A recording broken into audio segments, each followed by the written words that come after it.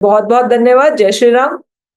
Class को start करने से पहले, इस 7 डे वर्कशॉप को स्टार्ट करने से पहले, कि ये 7 डे वर्कशॉप में हम लोग क्या सीखेंगे, इसका मोटिव क्या है, मतलब इसका पर्सपेक्टिव क्या है, मेरा पर्सपेक्टिव क्या था। क्योंकि ऑब्वियसली बात है, मेरे दिमाग में ये आइडिया है कि चलो 7 डे वर्कशॉप रखते हैं। तो मेरा पर्सपेक्टिव क्या था इस 7 डे वर्कशॉप को कराने के लिए? मेरा पर्सपेक्टिव ये था कि बहुत बार ना लोग कहते हैं एस्ट्रोलॉजी एस्ट्रोलॉजी समझ नहीं आती, ज्योतिष समझ नहीं आता, अपनी खुद की कुंडली कैसे रीड करें ये नहीं समझ में आता, एस्ट्रोलॉजी डिफिकल्ट है, न्यूमरोलॉजी इजी है, एस्ट्रोलॉजी डिफिकल्ट है। न्यूमरोलॉजी क्या है? नंबर्स हैं, ठीक है, नंबर्स तो सबको आते हैं, लोशो ग्रिड में डालना है और बस कुछ भी बता देना है। नंबर्स ही है, मतलब कुछ भी नहीं, मतलब ये नंबर्स ज्यादा हैं, ये नंबर्स कम है। और जो आजकल बहुत प्रचलन में है कि भाई 5 नंबर मिसिंग है, चलो 5 नंबर दे दो इसको, 5 पे नेम नंबर सेट कर दो इसका। तो वो सारी चीजें जो हो रही हैं, और वो किस लिए हो रही है? क्योंकि न्यूमरोलॉजी अनडाउटेडली एक बहुत इंपॉर्टेंट पार्ट है, लेकिन जो न्यूमरोलॉजी की डेप्थ है ना, वो भी प्लैनेट्स में जाकर पता चलती है हमें। ये हमने एस्ट्रो न्यूमरोलॉजी में देखा। लेकिन ये जो कोर्स था ना, ये मेरा इसलिए है, ये मेरा पर्सपेक्टिव भी इसलिए है यहाँ पर ये करवाने का। लोग कहते हैं एस्ट्रोलॉजी मुश्किल है, एस्ट्रोलॉजी समझना मुश्किल है, अपनी कुंडली पढ़ना मुश्किल है। तो इन 7 दिनों में मैं कोशिश करूंगी कि मैं आपको बहुत ही आसानी से, बहुत इजी तरीके से, और आपको ऐसा लगेगा कि अरे वाह, ये तो हम बस सुनते सुनते सीख गए, सुनते सुनते समझ में आ गया। तो ये मेरा पर्सपेक्टिव है कि मैं आपको ये मान के चलूं कि यहां पर जो भी इंसान बैठे हैं उनको कुछ भी नहीं आता एस्ट्रोलॉजिकली, उनको XYZ मतलब उनको ABCD भी नहीं आती है। ठीक है, तो हम यहां पर स्टार्टिंग से स्टार्ट करेंगे, बहुत बहुत शुरुआत से शुरू करेंगे, ये मानते हुए कि आप लोगों में से किसी को कुछ नहीं आता। ठीक है, मुझे पता है यहां पर बहुत ज्यादा ऐसे लोग भी बैठे हुए हैं जिनको बहुत अच्छी नॉलेज है, बहुत बढ़िया तरीके से वो चार्ट देखते हैं, और मतलब अनडाउटेड सी बात है। लेकिन यहां पर जो मेरा इस 7 डे वर्कशॉप का जो मोटिव है वो यही है कि आप खुद से अपनी कुंडली को देखना, जज करना सीख जाएं, अपने लिए छोटी मोटी रेमेडीज अपने लिए खुद से प्लान करना सीख जाएं। और बिल्कुल नहीं आता तो आपको ऐसा लगे कि हाँ, हमको बहुत कुछ आ गया। ऑल्दो एस्ट्रोलॉजी एक सागर है, लेकिन स्टिल कोशिश करते हैं, स्टार्ट करते हैं। और मैं कोशिश करूंगी पूरी तरीके से कि मैं अपना जो भी मैं best to best simplest way में कन्वे कर पाऊं वो कन्वे करूं आपको। और आप कोशिश कीजिएगा कि अपनी वीडियो ऑन रखिए, ठीक है? तो ये आप अपनी तरफ से कोशिश कीजिए, मैं अपनी तरफ से कोशिश करूंगी कि मैं आपको जो भी यहां पर है एस्ट्रोलॉजी का बेसिक वो आपको डिलीवर कर पाऊं। बस कोशिश करना, एक तो आपका वीडियो ऑन रहे और आप मटर ना छीलें मतलब और कोई काम ना करें, सुनते हुए, सिर्फ सुने, सिर्फ और सिर्फ सुने। ठीक है, तो चलिए स्टार्ट करते हैं। रिकॉर्डिंग ऑन है? चलिए, रिकॉर्डिंग ऑन है, नहीं तो बाद में मुझे मेरे स्टाफ से बड़ी डांट पड़ती है, मैडम क्या रिकॉर्डिंग ऑन नहीं करते हो मेरे को, हमको याद दिलाना पड़ता है हमेशा। तो रिकॉर्डिंग ऑन है, गुड। तो यहां पर हम लोग स्टार्ट करने जा रहे हैं एस्ट्रोलॉजी। तो सबसे पहले जय श्री गणेशाय नमः, हम लोग गणेश जी को याद कर लें। एस्ट्रोलॉजी मान के चल रही हूं कि आप लोग एस्ट्रोलॉजी में अपना इस जन्म में अपना पहला कदम रखने जा रहे हैं, क्योंकि मैं ये बात बहुत डीपली मानती हूं कि जो भी इंसान एस्ट्रोलॉजी सीखने की चाहत रख रहा है उसको एस्ट्रोलॉजी आती है। कहीं ना कहीं से हम लोग, हमारी ये जर्नी स्टार्ट नहीं हुई है, हमारी ये जर्नी इन द मिड है, और हमने बस वो पास्ट लाइफ में जितना सीखा था वो उसको हम रिफ्रेश करेंगे और उसके आगे की जर्नी को आगे बढ़ाएंगे। ठीक है, तो जो आपने ऑलरेडी जो आपको आता है उसको हम थोड़ा सा वापस से रिफ्रेश करेंगे और इसको आगे बढ़ाएंगे। तो चलिए स्टार्ट करते हैं। सबसे पहले जब हम बात करते हैं एस्ट्रोलॉजी की, जब हम बात करते हैं ज्योतिष की, तो जो सबसे पहली चीज आती है ना, सबसे पहली चीज ज्योतिष में, वो होते हैं ग्रह। ये ज्योतिष की बात नहीं बता रही, मैं लिटरली बता रही हूं। मैंने ग्रहों के ऊपर इतना ज्यादा स्टडी किया है, इतना स्टडी किया है, मुझे एट द एंड ये पता चला कि घूम फिर के हम वास्तु में भी ग्रहों को देख रहे हैं दिशाओं के रूप में, हम न्यूमरोलॉजी में भी ग्रहों को देख रहे हैं नंबर्स के रूप में, एस्ट्रोलॉजी में तो आपको पता है कि हम ग्रहों को देख रहे हैं। हम आयुर्वेद में भी, मेरी मम्मी आयुर्वेदिक डॉक्टर है, तो मतलब जब मैंने वहां पर भी, मैं काफी अच्छी नॉलेज रखती हूँ आयुर्वेद की, तो जब मैंने वहां पर भी मैं डेप्थ में गई तो मुझे पता चला ओके, जो एक बहुत अच्छा आयुर्वेदिक प्रैक्टिशनर होगा उसको ग्रहों की नॉलेज 100% होती है। एक पर्टिकुलर टाइम में, एक पर्टिकुलर नक्षत्र में जब कोई पर्टिकुलर दवाई दी जाती है तो उसका इम्पैक्ट अलग होता है, और दूसरे नक्षत्र में जब वही दवाई दी जाती है तो उसका इम्पैक्ट अलग होता है। अगर आप सारी ऑकल्ट फील्ड के सबके मर्म में जाएंगे ना तो आपको ग्रह दिखाई दे जाएंगे। तो ग्रह इतने ज्यादा इंपॉर्टेंट है, इतने ज्यादा इंपॉर्टेंट। तो ग्रह, और अब हम एस्ट्रोलॉजी पढ़ने जा रहे हैं, तो इन ग्रहों को पढ़ने का तरीका क्या है, इन ग्रहों को किस तरह से पढ़ा जाएगा। Astrology is the only thing, ज्योतिष एक अकेला अकेला अकेला ऐसी चीज है जो ग्रहों को बहुत ही गहराई से समझा देता है हमको। यहां पर हम जो पढ़ेंगे, एस्ट्रोलॉजी की बहुत सारी फॉर्म्स हैं, केपी एस्ट्रोलॉजी है, वैदिक एस्ट्रोलॉजी, पराशरी जो है उसको हम वैदिक एस्ट्रोलॉजी कहते हैं, तो वैदिक एस्ट्रोलॉजी है, भृगु नंदी नाड़ी है, तो बहुत सारे, जामिनी है, बहुत सारे हमारे के मतलब एस्ट्रोलॉजी के बहुत सारे फॉर्म्स हैं। लेकिन यहां पर जो हम फॉर्म पढ़ने जा रहे हैं वो है, हम पराशरी का बेस उठाएंगे, क्योंकि पराशरी वैदिक बेस हमेशा वही रहेगा। तो बेस यहीं से आएगा और यहीं से हम इसी को हम आगे बढ़ाएंगे इन 7 डेज में, इसी को हम बिल्ड करेंगे। ठीक है, तो चलिए सबसे पहले हम बात करेंगे, जब हम बात करेंगे वैदिक एस्ट्रोलॉजी की, तो 3 चीजें बड़ी इंपॉर्टेंट होंगी। 3 चीजें बड़ी इंपॉर्टेंट। सबसे पहली चीज प्लैनेट्स, जो आप ग्रह, जो आपने सुना भी मेरे मुंह से कि हाँ ग्रह बहुत इंपॉर्टेंट है। उसके बाद राशि, ठीक है, एंड देन हम बात करते हैं घरों की। घर, आपने कुंडली देखी होगी अगर नॉर्थ इंडियन स्टाइल में, एक बार मैं आपको शो कर देती हूँ, यहाँ पर मैं व्हाइट बोर्ड शेयर करके। ठीक है जी, सब लोगों को दिखाई दे रहा है व्हाइट बोर्ड। यहाँ पर हम लोग जो मैं बात करने जा रही हूँ,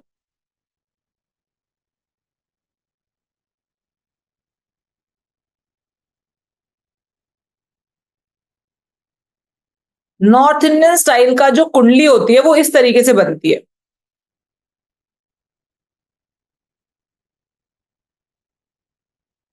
नॉर्थ इंडियन स्टाइल की जो कुंडली होती है वो इस तरीके से बनती है, साउथ इंडियन स्टाइल की अलग से बनती है। मैं आपको नॉर्थ इंडियन स्टाइल से सिखाऊंगी क्योंकि मैं नॉर्थ इंडिया से हूँ और मैं ज्यादातर ये इस तरह का चार्ट देखती हूँ। तो नॉर्थ इंडियन स्टाइल, ये स्टाइल है, ठीक है। तो इट्स लाइक आप साउथ इंडियन स्टाइल से पढ़ो, नॉर्थ इंडियन स्टाइल से पढ़ो, बात वही रहेगी, लिखने का तरीका है।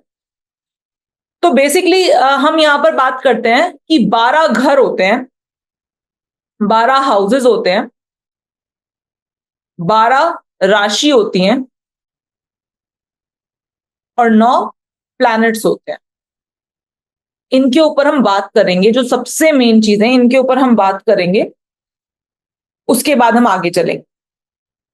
घर कैसे होते हैं, ये पहला घर होता है, ये दूसरा, ये तीसरा, ये चौथा, पांचवा, छठा, सातवां, आठवां, नौवां, 10वां, 11वां और 12वां। अब एक चीज ध्यान रखिएगा, ये जो घर है ना, जो मैंने आपके लिए यहां पर इनको नंबर्स में लिख दिया है, नंबर्स में लिख दिया है, ये घर एज इट इज यहीं पर ही रहेंगे, ये घर नहीं हिलेंगे, ये घर यहां से वहां, वहां से यहां नहीं जाएंगे। कभी भी ऐसा नहीं होगा कि इसको हम पहला घर बोल रहे हैं। ये हमेशा, ये वाला जो खाना है ना, ये वाला जो खाना है, ये हमेशा हमेशा हमेशा हमेशा ही 9th हाउस रहेगा। ये वाला जो खाना है ना, ये हमेशा हमेशा हमेशा हमेशा ही 7th हाउस कहलाएगा। ये वाला जो खाना है, ये हमेशा हमेशा हमेशा हमेशा ही 12th हाउस कहलाएगा। ठीक है, ये वाला जो खाना है ना, ये हमेशा हमेशा हमेशा हमेशा ही 3rd हाउस कहलाएगा। और ये जो नंबर्स मैंने आपके लिए यहां पर लिखे हैं ना, ये एग्जैक्टली कहीं आपको लिखे हुए नहीं मिलेंगे, ये कहीं पर भी आपको लिखे हुए नहीं मिलेंगे, ये सिर्फ और सिर्फ आपको देखकर खुद से समझने होंगे। तो ये घरों की जो प्लेसमेंट होगी, स्लोली एंड ग्रेजुअली कुंडली देखते देखते आपको समझ में आ जाएगी कि ये घरों की प्लेसमेंट ऐसे होती है, इसी तरीके से रहती है। ये 11th हाउस जहां पर मैंने लिखा है, ये हमेशा यही खाने को 11th हाउस ही बोलेंगे, इस खाने को 10th हाउस ही बोलेंगे, इस खाने को 1st हाउस ही बोलेंगे। हाउस अपनी जगह नहीं बदलते हैं। हाउस के अंदर जो राशियां होती है ना वो बदलती हैं, लेकिन हाउस अपनी जगह नहीं बदलते हैं। ये आप ये मान लो कि जैसे कि ये क्या है, एक तरीके से अगर मैं आपको इजीली समझा दूं तो ये आपकी, ध्यान रखना अभी मैं क्या लिखने जा रही हूं, देखो जैसे मान लो कि इस पर्टिकुलर जगह पर ये दिल्ली है ना। अब दिल्ली अपनी ही जगह पर रहेगी ना, उसमें लोग आएंगे जाएंगे, दिल्ली का मौसम बदल सकता है, कभी बारिश हो रही है, कभी धूप निकल रही है, कभी ठंड हो रही है, कभी गर्मी हो रही है, लेकिन दिल्ली अपनी जगह छोड़ेगी नहीं, दिल्ली अपनी जगह ही रहेगी, वो वहां थी, वो वहां है और वो वहीं रहेगी। तो दिल्ली यहां पर मान लो ये एक घर है, घर घर वही रहते हैं, घर अपनी जगह नहीं छोड़ते हैं। ठीक है, मान लो ये एमपी है, ठीक है, तो ये बेसिकली जमीनें हैं, एक तरीके से एक जमीन है जो अपनी जगह नहीं बदलेगा। अगर कोई भी आपसे जीवन में पूछे कि 11वां घर क्या है, तो आप जीवन में हमेशा इसी तरह का चार्ट बना होगा, इस वाले खाने को ही 11वां घर बोलोगे। अगर जीवन में आपसे कभी कोई पूछे कि भैया चौथा घर कौन सा है, तो आप जीवन में हमेशा चौथा घर इसी खाने को बोलोगे। ठीक है, अगर जीवन में आपसे कोई पूछे कि भैया 9वां घर कौन सा है, तो आप जीवन में हमेशा 9वां घर इसी खाने को बोलोगे। Getting my point? Please chat box में लिखकर आप बताइए कि आपको समझ में आ रहा है। जो लोग एकदम न्यू है, एकदम फ्रेशर है, उनको ये समझ में आ रहा है कि ये घर की सीक्वेंसिंग कैसे हुई है। ठीक है, 1 2 3 4 5 6 7 8 9 10 11 12, ग्रेट। ठीक है, तो हमने यहां पर देख लिया कि ये घर है भाई,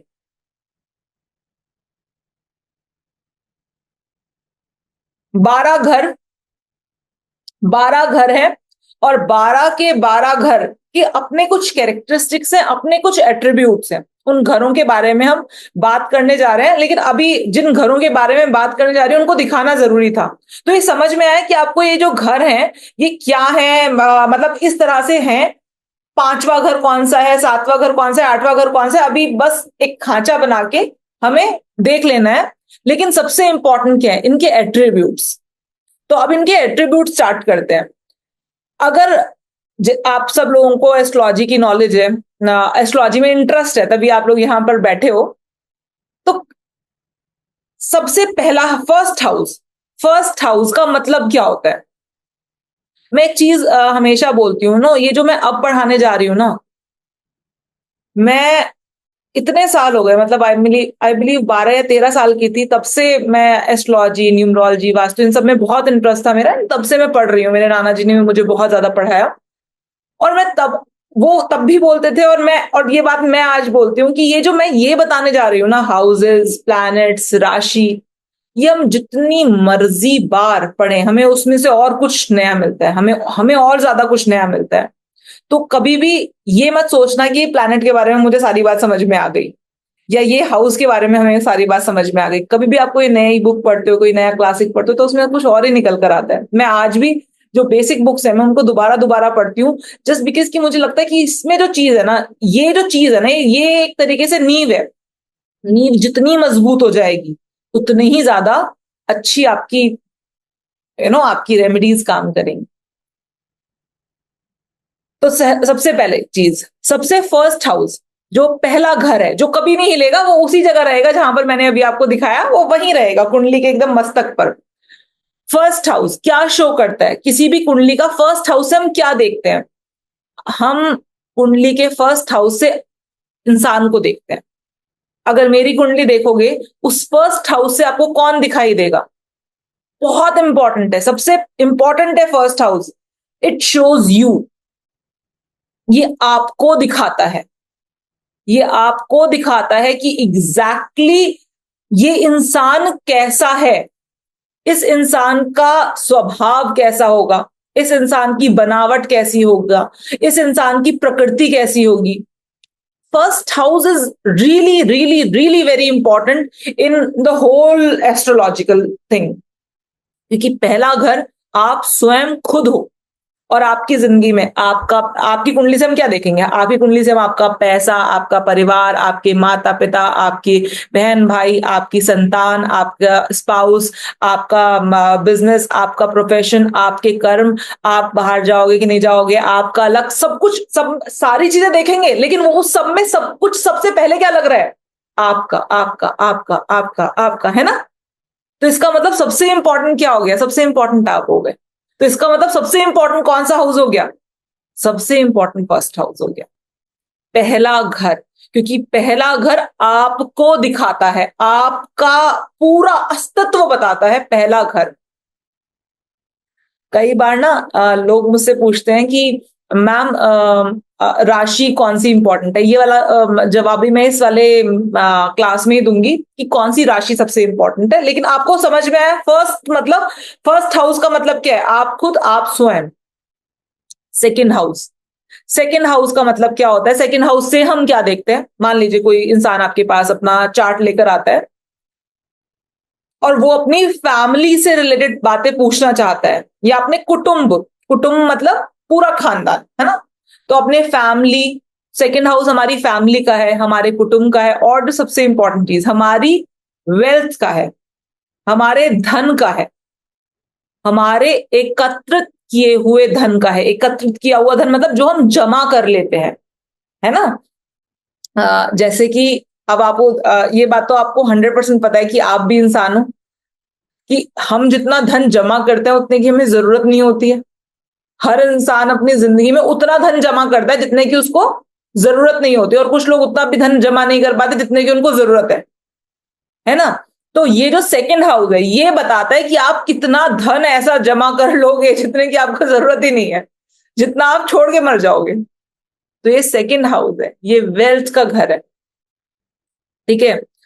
सेकेंड हाउस ज्वेल्स का घर है, हमारी सबसे इंपॉर्टेंट एसेट्स का घर है, जिनको हम जमा करना चाहते हैं, जिनको आप समझो। देखो, वेल्थ का मतलब क्या कहा हमने? हमने एक ऐसी चीज है, मान लो एक इंसान के पास 10 घर हैं, उसके पास 50 किलो सोना है, उसके पास 50 करोड़ उसके बैंक बैलेंस है। ये सब क्या है? उसकी कंज्यूम तो कर नहीं पाएगा ना पूरी लाइफ में। उसने जमा कर लिया है, सेव कर लिया है, बचा लिया है, ठीक है? सेव कर लिया अपने अंदर, अपने ऐसे कर लिया अपने उसको, ऐसे इस तरीके से इकट्ठा। तो ये सेकंड हाउस बेसिकली क्या है? एक तरीके से इकट्ठा करके संजो के रखने का घर है। संजो के, किसी भी चीज को हम संजो रहे हैं ना, तो उसका घर है सेकंड हाउस। आपके संस्कारों का भी घर है। जो मतलब सेकंड हाउस ये दिखाता है आपकी फैमिली तो है ही, और आपकी फैमिली से आपने क्या जोड़ा, आपने क्या संजोया आपकी फैमिली से। संस्कार तो फैमिली देती है ना, तो आपकी फैमिली, आपके जो बचपन के संस्कार है वो भी सेकंड हाउस से देखे जाते हैं। क्लियर हुआ सेकंड हाउस क्या है एग्जैक्टली exactly? अगर पहला घर आप हो तो सेकंड हाउस आपका खाना है, ठीक है? सेकंड हाउस आपका आपका खाना है, जो आपको चला रहा है। हमेशा देखना, दूसरा भाव, पहला भाव अगर आप खुद हो तो दूसरा भाव आपका पोषण करने वाला है। दूसरा भाव हमेशा हर भाव का पोषण करता है। पोषण करता है मतलब उसको जिवाता है, उसको सस्टेन कराता है। तो आप फर्स्ट हाउस आप खुद हो, सेकंड हाउस क्या है? आपको सस्टेन करा रहा है। आपका आपका खाना हो गया, आपकी फैमिली हो गई, जो आपको सस्टेन, आपको जीवित रखती है। हर भाव से नेक्स्ट भाव उसको जीवित रखने के लिए होता है। समझ में आया? तो सेकंड हाउस आपको क्लियर हुआ? सेकंड हाउस क्या है? सेकंड हाउस वो सारी चीजें हैं जिनको आप संजोते हो, जिनको आप अपने पास रखना चाहते हो, आपकी एसेट्स, आपकी वेल्थ, सारी तरह की, हर तरह की वेल्थ, आपका खाना, सब सब कुछ सेकंड हाउस है। उसके बाद आता है थर्ड हाउस। आपका फर्स्ट हाउस आपका शरीर, आपने जन्म ले लिया, आप क्या हो, कैसे, सब सारी चीजें। सेकंड हाउस से खाना भी खा लिया, अब काम भी तो करोगे कुछ, ठीक है ना? तो बट ऑब्वियस ही बात है। तो तीसरा भाव क्या है? तीसरा भाव मतलब हाउसेस को मैं भाव भी कहूंगी, कई बार तो कंफ्यूज मत हो ना, मैं भाव भी बोलूंगी। तीसरा भाव ये है, भाव का मतलब हाउसेस ही होता है, घर ही होता है। तो कभी घर बोलूंगी, कभी हाउस बोलूंगी, कभी भाव बोलूंगी, तीनों सिनोनिम्स हैं एक दूसरे के। तो तीसरा भाव हमारे पुरुषार्थ का मतलब हम क्या करेंगे एग्जैक्टली, हम जो कर्म करते हैं, हम जो मेहनत करते हैं। Third house is very clearly मेहनत। तो हम जो मेहनत करते हैं वो तीसरा भाव है। तीसरा भाव हमारे कम्युनिकेशन का है।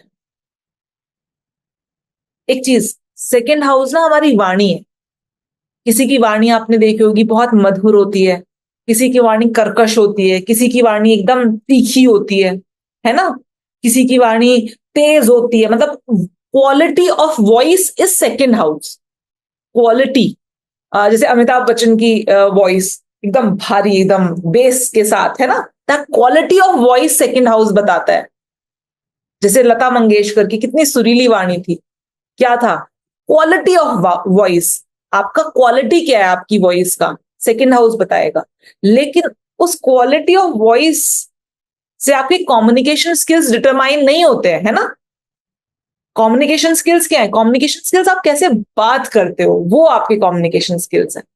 Communication skills is not about कि आप इंग्लिश में बोलते हो, आप हिंदी में बोलते हो, मराठी में बोलते हो, तेलुगु में बोलते हो, तमिल में बोलते हो। कम्युनिकेशन स्किल्स आप कैसे बात कैसे करते हो, आपका तरीका क्या है। आप गाली देके बात कर रहे हो, आप प्यार से बात कर रहे हो, बहुत सॉफ्ट तरीके से बात कर रहे हो, आप सामने वाले की बात को समझ के बहुत दिमाग लगाकर बात कर रहे हो, आप किस तरह से बात कर रहे हो।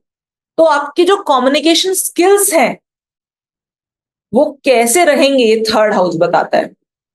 आपकी ट्रैवलिंग को थर्ड हाउस दिखाता है। शॉर्ट ट्रैवल, यहां पर लिख लेना, थर्ड हाउस में लिखना शॉर्ट ट्रैवल। इट्स नॉट मतलब लॉन्ग ट्रैवल नहीं, शॉर्ट ट्रैवल। डॉक्यूमेंटेशन का जितना काम होता है वो थर्ड हाउस से होता है, लिखा पढ़ी का। ठीक है। थर्ड हाउस आपके, जैसे सेकंड हाउस आपका पूरा कुटुंब था ना, थर्ड हाउस आपके छोटे भाई बहन है, जो आपसे इमीडिएटली छोटा है, भाई हो या बहन हो, वो थर्ड हाउस है। थर्ड हाउस अगर बहुत स्ट्रांग होता है तो आपके छोटे भाई बहन बहुत स्ट्रांग पोजीशन में रहते हैं। ठीक है, तो थर्ड हाउस, और अनडाउटेड सी बात है थर्ड हाउस मेहनत का हाउस भी है। थर्ड हाउस बेसिकली, एक चीज बोलूंगी थर्ड हाउस को बताते वक्त, पढ़ाते वक्त, थर्ड हाउस ना आकर्षण का भाव भी है। जो एक फर्स्ट आपको कोई चीज अट्रैक्ट करती है ना, एकदम देखती अट्रैक्ट करती है, वो थर्ड हाउस से होती है। जैसे कोई चीज अंदर से कैसी है कैसी नहीं है वो बाद में पता चलेगा, है ना। एकदम देखते ही कभी कभी एकदम नहीं लगता कि यार ये, तो प्यार की जो शुरुआत होती है ना वो थर्ड हाउस से होती है। क्योंकि सबसे पहले क्या होता है, एकदम से आकर्षण होता है, तो वो थर्ड हाउस है। ठीक है। उसके बाद बात करते हैं फोर्थ हाउस की, चौथा घर, सबका फेवरेट घर। क्यों? चौथा घर माँ का घर। माँ का मतलब क्या है, कंफर्ट, सुख, आराम। एक ऐसा व्यक्ति जीवन में, एक ऐसा व्यक्ति, चौथा घर मतलब माँ का घर, मतलब जीवन में एक ऐसा व्यक्ति जिसके ऊपर आप आंख बंद करके भरोसा कर सकते हो कि चाहे कुछ हो जाए जीवन में, लेकिन ये इंसान मेरे बारे में बुरा नहीं सोच सकता, मुझे कभी मन से कर्ज नहीं कर सकता। चाहे ऊपर से भले भले ही कितना मार पिटाई कर ले, लेकिन अंदर से कर्ज कभी नहीं कर सकता, हमेशा ब्लेसिंग ही निकलेगी। माँ चौथे घर से देखी जाती। अपने घर के सुख साधन, अच्छा घर, बड़ा घर, प्रॉपर्टी, जमीन, ये सब किससे देखते हैं, हम फोर्थ हाउस से देखते हैं। आप कहते हो ना कुछ लोगों का एक कुछ लोग बड़े सुकून में रहते हैं, बहुत सुकून में, बहुत आराम से, मजे में, चाहे शायद बहुत ज्यादा मटीरियलिस्टिकली वेल ऑफ ना हो, लेकिन स्टिल बहुत चिल रहते हैं। मन की शांति बहुत होती है, फोर्थ हाउस देता है वो मन की शांति। क्योंकि चौथा घर आपका मन का सुकून है, मन का चैन है।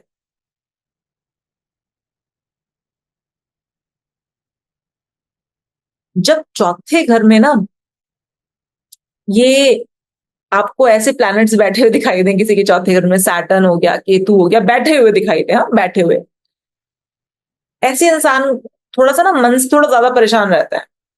उसका चार्ट आप वैसे भी देखा, आगे चल के हम पढ़ेंगे, इसके बारे में पढ़ेंगे, लेकिन अभी एकदम ऐसी मुंह में बात आ गई तो बोल रही हूँ कि ऐसे इंसान को ना हम कहते हैं कि हाँ थोड़ा फैमिली, और थोड़ा फैमिली से थोड़ा परेशानी है। चौथा घर आपकी वो फैमिली है जिनके साथ आप चार दीवारी में रहते हो। जैसे सेकंड हाउस तो हमारा कुटुंब हो गया था, पूरा कुटुंब, हमारा पूरा खानदान हो गया था। ठीक है, लेकिन चौथा घर कौन है, चौथा घर वो है जिनके साथ आप चार दीवारियों में रहते हो, वो आपके लिए चौथा घर है। कुछ लोगों से सुना होगा आपने कि बाहर जाते हैं, बहुत सुख में रहते हैं, कोई दिक्कत नहीं आती, जैसे ही घर में पैर रखा वैसे ही परेशानियां शुरू। ठीक है, माइंड में उलझने शुरू। फोर्थ हाउस डिस्टर्ब होता ही होता है घर में पैर रखते, क्योंकि वो चार दीवारी आपके लिए सुख का स्थान नहीं है। अगर वहां पर मेलेफिक्स बताऊंगी आगे चल के क्या होते हैं नॉल, वहां पर मेलेफिक्स आ गए तो fourth house is like disturb हो गया। अगर शनि होता है ना, मैंने 99.9% केसेस में देखा है, 1% कौन से केस में नहीं देखा वो भी बताऊंगी, लेकिन अगर शनि होता है चौथे घर में, ऐसे केस में इंसान ये जरूर कहता है कि मुझे मेरी माँ ने प्यार नहीं किया। ऐसे केस में ये जरूर होता है, इंसान कहता है कि मुझे ना अपनी माँ का सुख नहीं मिला, या तो प्यार नहीं किया या तो सुख नहीं मिला। ठीक है ना, ऐसे केस में इंसान ये जरूर कहता है कि मुझे मेरे घर से ना वो कंफर्ट नहीं मिला जो मिलना चाहिए था। फोर्थ हाउस इज योर बचपन ऑल्सो। ठीक है, तो fourth house is very important, क्योंकि हम कुछ भी कर लें, कुछ भी कर लें, हम कितना मर्जी पैसा कमा लें, कितनी मर्जी पढ़ाई कर लें, कितना कुछ भी कमा लें, लेकिन जब तक वो एक मन का चैन, मन का सुकून नहीं होगा ना, इंसान बस भटकता ही रहेगा। तो फोर्थ हाउस बहुत इंपॉर्टेंट है। खैर, इंपॉर्टेंट तो हर हाउस है, लेकिन स्टिल मेरे हिसाब से फोर्थ सबसे ज्यादा इंपॉर्टेंट घर है। पांचवा घर, पांचवा घर, पांचवा घर हमारे पूर्व पुण्य कर्म का है। पूर्व पुण्य लिखा हुआ है यहाँ पर, पूर्व पाप भी कह सकते हो आप, मतलब पूर्व कर्म का है, जो हम पिछले जन्म में कर आए हैं ना, वो बेसिकली फिफ्थ हाउस शो करता है। हम जो भी कर आए, अच्छा बुरा जो भी कर आए, पूर्व पुण्य भाव कहा जाता है। अब मैं बोलती हूँ कि जरूरी नहीं है कि पूर्व पुण्य भाव ही है, ये पूर्व पाप भाव भी है। अगर कोई पाप कर्म कर आया है, कोई ऐसे कर्म कर आया है, किसी को मारा है, पीटा है, किसी गरीब आदमी का के साथ बुरा किया है, गलत काम कर आया है, वो सब चीजें भी हम लोग यही सेट ऑफ करने आए हैं। तो ये पूर्व पुण्य मतलब पूर्व कर्म भाव है पांचवा घर। पांचवा घर आपका मौज मस्ती का है। पांचवा घर आपका, जैसे थर्ड हाउस क्या था, थर्ड हाउस क्या था हमारा, आकर्षण का भाव था। पांचवा घर प्रेम का भाव है। जब आप किसी से मतलब आपको लगता है कि हाँ इससे हमको प्रेम हो गया है, तो वो पांचवा घर है।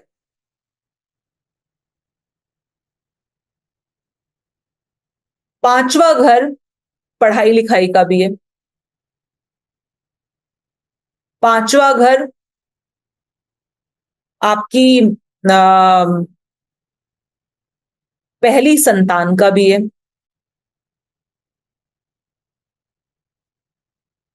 पांचवा घर आपकी बेसिकली बच्चों का घर है। पहली संतान तो ऑब्वियसली बात है देखी जाती है, लेकिन दूसरा संतान भी होगी तो भी पांचवें घर को देखेंगे।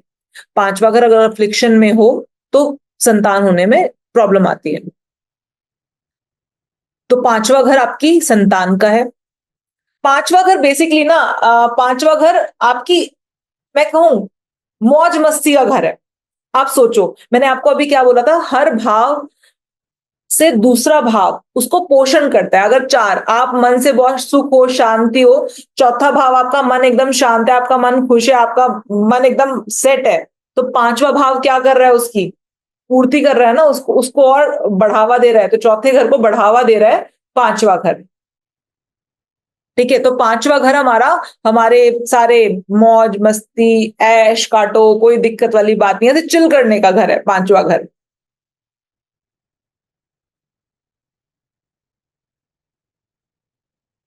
छठा घर, अब बात करते हैं छठे घर की। थोड़ा सा बदनाम घर है लेकिन अच्छा है तब भी। डिजीजेस का घर है। रोग, शत्रु, लोन्स,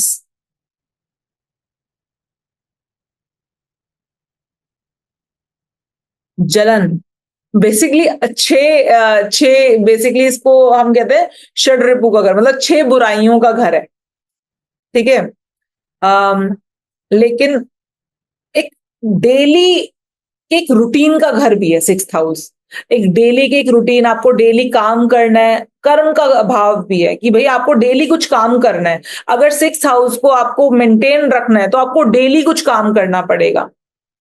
छठा घर कॉम्पीट कराता है आपको, कॉम्पीट। और जब हम कॉम्पीट करते हैं, देखो आज की लाइफ में ये बुरा नहीं माना जाता, कंपटीशन बुरा नहीं माना जाता। आज की डेट में तो हम कॉम्पिटिटिव एग्जाम्स देते हैं, बच्चे हमारे पास ये पूछने के लिए आते हैं कि क्या ये कॉम्पिटिटिव एग्जाम निकलेगा कि नहीं निकलेगा। लोग हमारे पास ये पूछने के लिए आते हैं कि हम इतना लोन लेना चाह रहे हैं तो ये लोन हमें मिलेगा कि नहीं मिलेगा, है कि नहीं? आते हैं ना लोग हमारे पास, ये पूछने आते हैं। बड़ी बड़ी फैक्ट्रीज होती हैं तो वहां पर ये बोला जाता है कि मैम इतना लोन चाह रहे हैं, इतने करोड़ का लोन चाह रहे हैं, सैंक्शन हो जाएगा कि नहीं हो जाएगा? नहीं होगा तो कैसे करवा सकते हैं? तो पहले के समय में ये कहते हैं उसे लोन ले, कर्जा चढ़ जाना, जबरदस्ती में किसी से जलन रखना, कॉम्पीट करना, पहले के जमाने में बुरी बातें मानी जाती थी। लेकिन आज के जमाने में इतनी बुरी बातें नहीं मानी जाती। हम सब कॉम्पीट करते हैं, कुछ कॉम्पिटिटिव एग्जाम्स लिखते हैं बच्चे, कुछ मतलब खेलों में कंपटीशन करते हैं, तो वहां पर सिक्स हाउस बहुत ज्यादा जरूरी है। जो खिलाड़ी हो गए उनके लिए बहुत ज्यादा जरूरी है, क्योंकि उनका कंपटीशन हमेशा ही रहेगा रहेगा। ठीक है, जो लोग ये कहते हैं उसे एग्जाम्स दे रहे हैं उनके लिए सिक्स हाउस बहुत ज्यादा जरूरी है। जो लोग सर्विस कर रहे हैं, ठीक है, छठा घर सेवा का भी है। ठीक है, तो छठा घर जो लोग सर्विस कर रहे हैं उनके लिए सिक्स हाउस बहुत इंपॉर्टेंट है। तो आज की डेट में आप देखो बहुत सारे लोग सर्विस प्रोवाइड करते हैं। पहले लोग नौकर का घर माना जाता था, छठा घर नौकरों का घर माना जाता था। तो आज की डेट में तो नौकरी बुरी है ही नहीं। पुराने जमाने में होता था कि हाँ भैया, मतलब सबसे दीन चाकरी, कुछ मेरे पापा बोलते थे कि सबसे बढ़िया खेती, उसके बाद ये, फिर अपना व्यापार, फिर सबसे लास्ट में आता था बेकार, एकदम गंदी तरीके से दीनहीन तरीके से देखते थे नौकरी को। लेकिन आज की डेट में क्या है? आज की डेट में तो नौकरी बढ़िया है, कोई दिक्कत वाली बात नहीं है। आधी दुनिया, आधी से ज्यादा दुनिया नौकरी कर रही है। तो यहां पर सिक्स्थ हाउस बहुत इंपॉर्टेंट हो जाता है जॉब लेने के लिए, ठीक है, आपकी नौकरी के लिए। तो sixth house is not a bad house, लेकिन सिक्स्थ हाउस के साथ कुछ चीजें आती हैं। सिक्स्थ हाउस डिजीजेस भी देता है, छठा घर बीमारियां भी देता है। अगर आपने अपना, आपके दशा अंतर दशा में छठा हाउस एक्टिव है और आपने अपना रूटीन मेंटेन नहीं कर रखा है, क्योंकि छठा घर रूटीन का भी है, अगर आपने अपना रूटीन मेंटेन नहीं कर रखा है तो उस केस में आप देखोगे कि हाँ बीमारियां आएंगी ही आएंगी। छठा घर क्योंकि बीमारी का भी है। तो छठा घर जितना अगर आपने सुना हो तो आपको भी लग रहा होगा यार छठा घर इतना भी बुरा नहीं है, छठा घर बढ़िया है, नौकरी दे रहा है, कंपटीशन में compete करा रहा है हमसे। थोड़ा जलन वलन का भी है कि थोड़ा आप सिक्स हाउस का जब समय चल रहा होता है तो आपके अंदर थोड़ी जलन भावना ज्यादा रहती है। जलन की भावना इन द सेंस कि सामने वाले की वृद्धि देके थोड़ी सी परेशानी होती है, अरे यार ये हो रहा है। लेकिन हाँ still it's a good house also. Loan लेना है तो सिक्स हाउस अगर एक्टिव नहीं है तो लोन नहीं मिलता, लोन सैंक्शन नहीं होता अगर सिक्स हाउस एक्टिव नहीं है तो। ठीक है, तो सिक्स हाउस आज की डेट में इंपॉर्टेंट भी है। सिक्स हाउस के बाद हम बात करते हैं सेवंथ हाउस की। अच्छा, सिक्स हाउस अगर एक्टिव है और किसी की दशा अंतर दशा में सेवंथ हाउस एक्टिव नहीं है, उसकी शादी कराना बड़ा मुश्किल हो जाता है। क्योंकि सिक्स हाउस हम हस्बैंड से या वाइफ से या स्पाउस से थोड़ा सा दूरी बनाता है सिक्स हाउस, है ना? आप वो दूरी या तो खुद बना लो, खुद रोज ऑफिस जा जाकर डिसिप्लिन मेंटेन करके रोज सुबह ऑफिस जाओ, शाम को वापस आ जाओ, एक दूरी बनाए रखो अपने हस्बैंड वाइफ से। अदरवाइज ये दूरी बनाता है दोनों में। सेवंथ हाउस के बारे में बात करें तो सातवां घर क्या कहता है? सातवां घर बोलता है, सातवां घर मैं क्या हूं? मैं अपने लिए, अगर मैं अपनी कुंडली देखूं तो मैं क्या हूं? मैं अपनी कुंडली देखूं, मैं हूं फर्स्ट हाउस अपने लिए। और मेरे सामने जितने, फर्स्ट हाउस के एकदम सामने होता है सेवंथ हाउस। तो मेरे सामने आप जितने लोग बैठे हो, जितने लोग, आप सब मेरे लिए क्या हो? आप सब मेरे लिए सेवंथ हाउस। आप, क्योंकि आप मेरे सामने बैठे हो, आप मेरे सामने हो, सबको ही मेरे सामने है यहाँ पर। सेवंथ हाउस हो आप। सेवंथ हाउस वैसे बेसिकली स्पाउस का होता है कि जो भी आपका स्पाउस, अगर आप लड़के हो तो आपके लिए आपकी वाइफ, आप अगर आप लड़की हो तो आपके लिए आपके हस्बैंड। सातवां घर होता है, सातवां घर। सातवां घर आपका, आपके सामने बैठा हर व्यक्ति आपके लिए सातवां घर है। आपने देखा होगा किसी के सामने आप जाकर बैठो, किसी के पास आप जाकर बैठो और आपको सडनली अच्छा फील होता है ना? किसी के सामने आप जाकर बैठो और suddenly you feel like discomforting feel होने लग रहा था, आपको लगता है यार बस थोड़ा सा जल्दी हो, खत्म हो फटाफट से और हम निकले यहां से। होता है कि नहीं होता? जिन लोगों के सामने बैठकर अच्छा फील हो उनका सेवंथ हाउस ऑलमोस्ट अच्छा होता है। जिन लोगों के साथ रहकर, अब सेवंथ हाउस इज लाइक आपके सामने वाला व्यक्ति है, आपके सामने वाले व्यक्ति को लाभ पहुंचेगा, पहुंचेगा ही पहुंचेगा। तो आपके सामने जो आकर बैठ जाए उसको लाभ पहुंचेगा, सेवंथ हाउस अगर स्ट्रांग है, सेवंथ हाउस अगर अच्छा है तो। ठीक है। सेवंथ हाउस, सेवंथ हाउस में हम ये यहां पर ये बात बोलेंगे, सेवंथ हाउस अगर आप बिजनेस कर रहे हो तो आपके क्लाइंट्स हैं आपके लिए seventh house. Seventh house, seventh house, अभी सिंपली इतना समझो कि अभी मैं इसके आगे मेरे मुंह में आ रहा है लेकिन मैं बोलूंगी नहीं क्योंकि ज्यादा हो जाएगा, बहुत ही ज्यादा आगे वाली बात हो जाएगी। सेवंथ हाउस इतना है बस। ठीक है। सेवंथ हाउस आपके लिए आपके क्लाइंट्स हैं, आपके सामने वाले व्यक्ति हैं, आपका स्पाउस है, स्पाउस मतलब हस्बैंड वाइफ। ठीक है। उसके बाद फिर आप बात करते हैं आठवें घर की। यहां पर हम रुकेंगे आराम से, तसल्ली से बात करेंगे आठवें घर की, क्योंकि आठवां घर क्या है जो हम पढ़ रहे हैं? ऑकल्ट। जितनी छुपी हुई विद्याएं हैं ना, वो आठवां घर है। जिन जिन चीजों का नाम मैंने लिया ना, एस्ट्रोलॉजी, वास्तु, न्यूमरोलॉजी, आयुर्वेद, जो छुपी हुई चीजें हैं, काफी छुपी हुई चीजें हैं, उनको ऑकल्ट कहते हैं।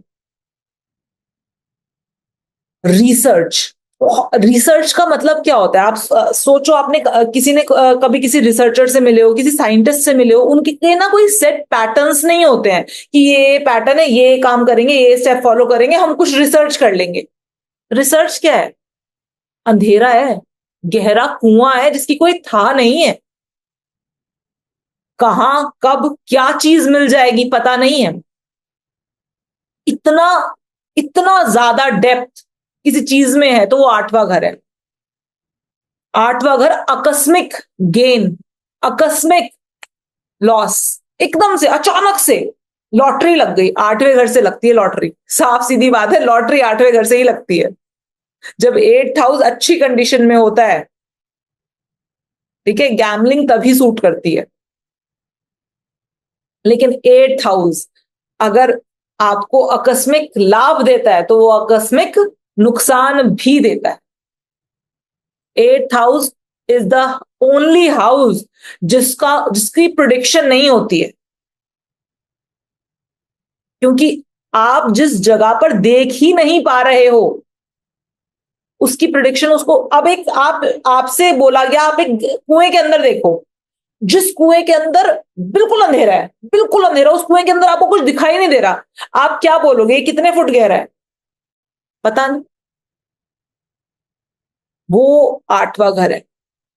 आठवां घर एकदम ऐसे, आठवां घर, अम, आठवां घर एक्सीडेंट्स का घर भी है। आठवां घर को मृत्यु का द्वार कहा गया। मृत्यु नहीं है, हाँ, आठवां घर मृत्यु नहीं है, मृत्यु का द्वार है। आठवां घर पीड़ा है, लेकिन ऐसी पीड़ा जो ट्रांसफॉर्म कर देती। अब ऐसा नहीं है कि किसी के आठवें घर की आठवें घर की दशा चल रही है तो ये तो मृत्यु के द्वार पर खड़ा है जी, ये इसका क्या करना है, ऐसा नहीं होगा कि आठवां घर मतलब मृत्यु का द्वार हो गया, मतलब मृत्यु का द्वार हो गया इसका मतलब वो मृत्यु के द्वार पर खड़ा है। मृत्यु का द्वार कहने का मतलब है पीड़ा। और पीड़ा कब होती है, पेन कब होता है, दर्द कब होता है? जब कोई चीज बदल रही होती है, ट्रांसफॉर्म हो रही होती है। बटरफ्लाई पहले क्या होती है? कैटरपिलर होती है। ठीक है। और उसके बाद जब वो बटरफ्लाई बनने के प्रोसेस में होती है, वो अपने कुकून से बाहर निकलती है तो बहुत छटपटाती है और सचमुच में उसको बहुत ज्यादा पीड़ा होती है। लेकिन उसके बाद फिर she emerge as a like beautiful butterfly, है ना? तो वो जो वो पीड़ा झेलती है ना कैटरपिलर से वो बनने के लिए, बटरफ्लाई बनने के लिए, वो पीड़ा 8वां घर है। और बाकी सब लोगों को तो ना, मतलब जैसे हम लोग बात कर रहे हैं तो आपको लग रहा है कि वो बटरफ्लाई की बात हो रही है, मैं बात हमारी कर रही हूँ, मैं बात हम लोगों की कर रही हूँ। हम सब लोग ना किसी ना किसी पॉइंट पर वो कैटरपिलर है, और हम बटरफ्लाई बनने के लिए का वो जो प्रोसेस है ना, वो प्रोसेस 8वें घर से होकर निकलता है। 8th हाउस की जिंदगी में इतनी इंपॉर्टेंस है, इतनी इंपॉर्टेंस है। 8th हाउस की जब दशा अंतरदशा आती है, इंसान ट्रांसफॉर्म होता है, इंसान बदलता है, और वो जो बदलाव होते हैं वो उसकी जिंदगी के लिए बड़े नेसेसरी होते हैं। 8th हाउस ट्रांसफॉर्मेशन का हाउस है। अब जैसे कि मान लो अब ये पेन है मेरे पास, सब बोलेंगे मैं बस इसी पेन का एग्जाम्पल लेते रहे, तो यही पेन है आपके पास आपकी टेबल पर। तो ये पेन है मेरे पास, हाँ। लेकिन ये पेन जैसा अभी आपको दिखाई दे रहा है, क्या ये वैसा ही होगा? ये कभी प्लास्टिक रही होगी ना इसके अंदर, ये पेन नहीं होगा ना कभी, ऐसी ऐसी टिट्स एंड बिट्स में प्लास्टिक रही होगी। इसके अंदर कुछ इन्होंने तार वार या टेक्नोलॉजी कुछ तो लगा रखी है जिससे कि ये चलता है, कुछ मैग्नेट है इसके अंदर, तो उससे क्या, उसके हिसाब से ये चलता है ये पेन इस तरीके से। बोर्ड पर, जिस बोर्ड पर मैं आपको लिख लिख कर पढ़ाती हूँ, तो बेसिकली ये वैसा कोई पेन है ये, लेकिन ये ऐसा नहीं होगा। ये ट्रांसफॉर्म हुआ एक बेकार प्लास्टिक से, इसका ट्रांसफॉर्मेशन हुआ एक यूजफुल पेन में। इसने कुछ चीजें अडेप्ट की, कुछ चीजें इसमें लगी, या फिर जैसे मैं बोलूं कि ये फोन है, फोन क्या है ये फोन क्या है, ये कभी ना कभी ये प्लास्टिक और ये सब सारी जो चीजें हैं इसके अंदर वो सब प्लास्टिक और ऐसी कचरा रही होंगी, और फिर क्या हुआ होगा, फिर इसने इसमें सारी चीजें एडअप की होंगी, असेंबल की होंगी, और इसको एक यूजफुल फोन बना दिया होगा। तो वो जो 8th हाउस का ट्रांसफॉर्मेशन है ना, वो आपको यूजफुल बनाता है। एक ऐसे ही बेकार पड़ा हुआ इंसान है, ऑल्सो वो 8th हाउस की वो, बट वो जो यूजफुल बनने की जो जर्नी है ना, वो 8th हाउस की सूदिंग जर्नी नहीं है। वो ट्रांसफॉर्मेशन के समय की पीड़ा, वो 8वें घर की पीड़ा होती ही होती है। तो अगर आपसे कोई पूछे चार्ट दिखाकर, जो मुझसे पूछा जाता है सबसे ज्यादा बेकार क्वेश्चन, मैडम कोई प्रॉब्लम तो नहीं है ना चार्ट में, या इसकी जिंदगी में कोई प्रॉब्लम तो नहीं है ना? अरे तुमने जीवन लिया है, यहां पर धरती पर आए हो, जन्म लेकर आए हो धरती पर, तुम भगवान हो? भगवान को भी यहाँ की पीड़ा हुई थी, भगवान को भी यहाँ की पीड़ा हुई थी। तो सिंपल सी बात है, तुम धरती मृत्यु लोक में पैदा हुए हो, और उसके बाद तुम कह रहे हो, तुम अपने चार्ट दिखाकर, और ऑब्वियस सी बात है तुम कुछ कर कर आए हो जिसको पे ऑफ करना है यहाँ पर आकर, तो पे ऑफ तो करना ही करना पड़ेगा ना, एनी हाउ करना पड़ेगा। और हर किसी के चार्ट में 8th हाउस, तो इसका मतलब आप दुनिया में किसी भी इंसान से, किसी भी व्यक्ति से, XYZ उसी से भी जाकर पूछना कि आज तक लाइफ में कोई दिक्कत आई है क्या, बोलेगा क्या पागल वागल हो गए हो कि तुम, किसकी लाइफ में दिक्कत नहीं आती? सबकी लाइफ में आती है। लेकिन वो जो दिक्कतें होती है ना, जो 8th हाउस दिक्कतें देता है, जो 8th हाउस आपको पीड़ा देता है, वो एज अ ह्यूमन आपको बदल के रख देता है, आपको ट्रांसफॉर्म करके रख देता है। तो 8th हाउस की पीड़ा है तो पीड़ा, लेकिन वो बहुत ही जबरदस्त ट्रांसफॉर्मेशन लाती है इंसान के अंदर। 9th house, 9th house is long distance travel. 9th house हमारा भाग्य है। हम कौन सा, अच्छा भाग्य, अच्छा एक चीज, हाँ, 9th हाउस को मैंने बोला कि 9th हाउस हमारा भाग्य है। 9th हाउस हमारा भाग्य है। कभी आपने सोचा है कि भाग्य क्यों है, मतलब भाग्य क्या है? भाग्य किसे कहते हैं?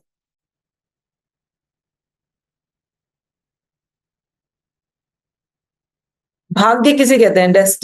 डेस्टिनी। अरे वाह, क्या बात है, आपने मुझे इंग्लिश पढ़ा दी। हाँ, तो डेस्टिनी को कहते हैं भाग्य। चलो जी।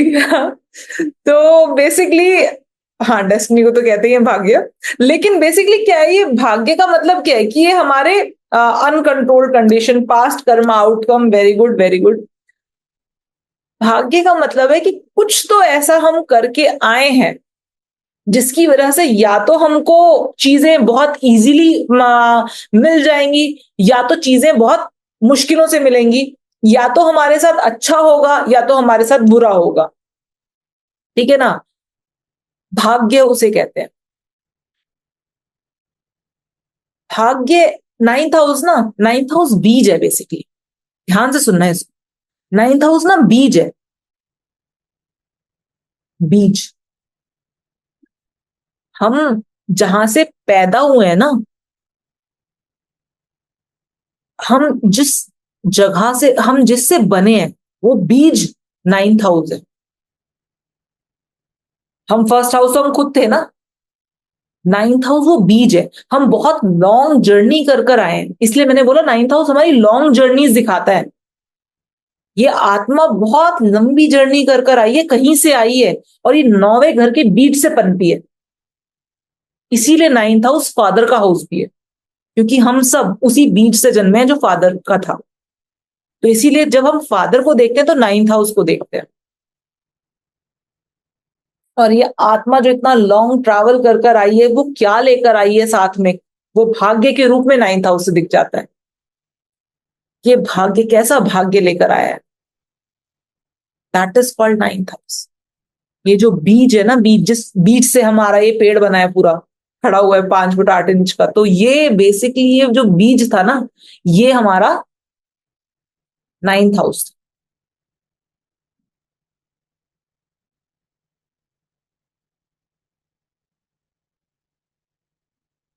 ये भाग्य होता है। भाग्य का अर्थ सिर्फ इतना है। तो नाइन्थ हाउस, नाइन्थ हाउस हमारा ज्ञान है। ऐसा ज्ञान जिसको हम हायर लेवल की नॉलेज बोलते हैं। जो हमारा, जैसे हमने पढ़ाई लिखाई की बात करी, तो वो 5वें घर की चीज है, हमारी पढ़ाई लिखाई कैसी रहेगी। और जो हम हायर लेवल की नॉलेज लेते हैं, वो नाइन्थ हाउस है। आपको पता है आप इस समय पर कौन सा, आपके कहीं ना कहीं जो आप ये सब लोग पढ़ रहे हो यहां पर, आप सबकी दशा, अंतरदशा, प्रत्यंतर दशा, अगर आप लोगों को अभी दशा देखनी आती है जिन लोगों को, आप देखना कहीं ना कहीं सूक्ष्म लेवल पर भी अभी आप लोगों का, आपके चार्ट में नाइन्थ हाउस का लॉर्ड एक्टिव होगा ही होगा। That is for the sure, for the sure. आपका 8th house and ninth house दोनों लॉर्ड कहीं ना कहीं एक्टिव मिल जाएंगे आपको। इसी वजह से आप इस समय पर बैठकर एस्ट्रोलॉजी की हायर नॉलेज ले पा रहे हो। ठीक है? तो ninth house, ninth house guidance है। गाइडेंस मिलती है ना, तो सलाह मिलती है कहीं से। नाइन्थ हाउस कंसल्टेशन है, जब आप किसी को सलाह देते हो, किसी से सलाह लेते हो, नाइन्थ हाउस है। नाइन्थ हाउस बेसिकली ग्रोथ है एक तरीके से ना। बीज है तो बीज से क्या फूटेगा, बीज से तो पेड़ ही फूटेगा ना। तो नाइन्थ हाउस ग्रोथ है। नाइन्थ हाउस हमारा लक फैक्टर है। Ninth house is, ninth house ईश्वरीय कृपा है। बोल्ड में लिखना नाइन्थ हाउस को, ईश्वरीय कृपा।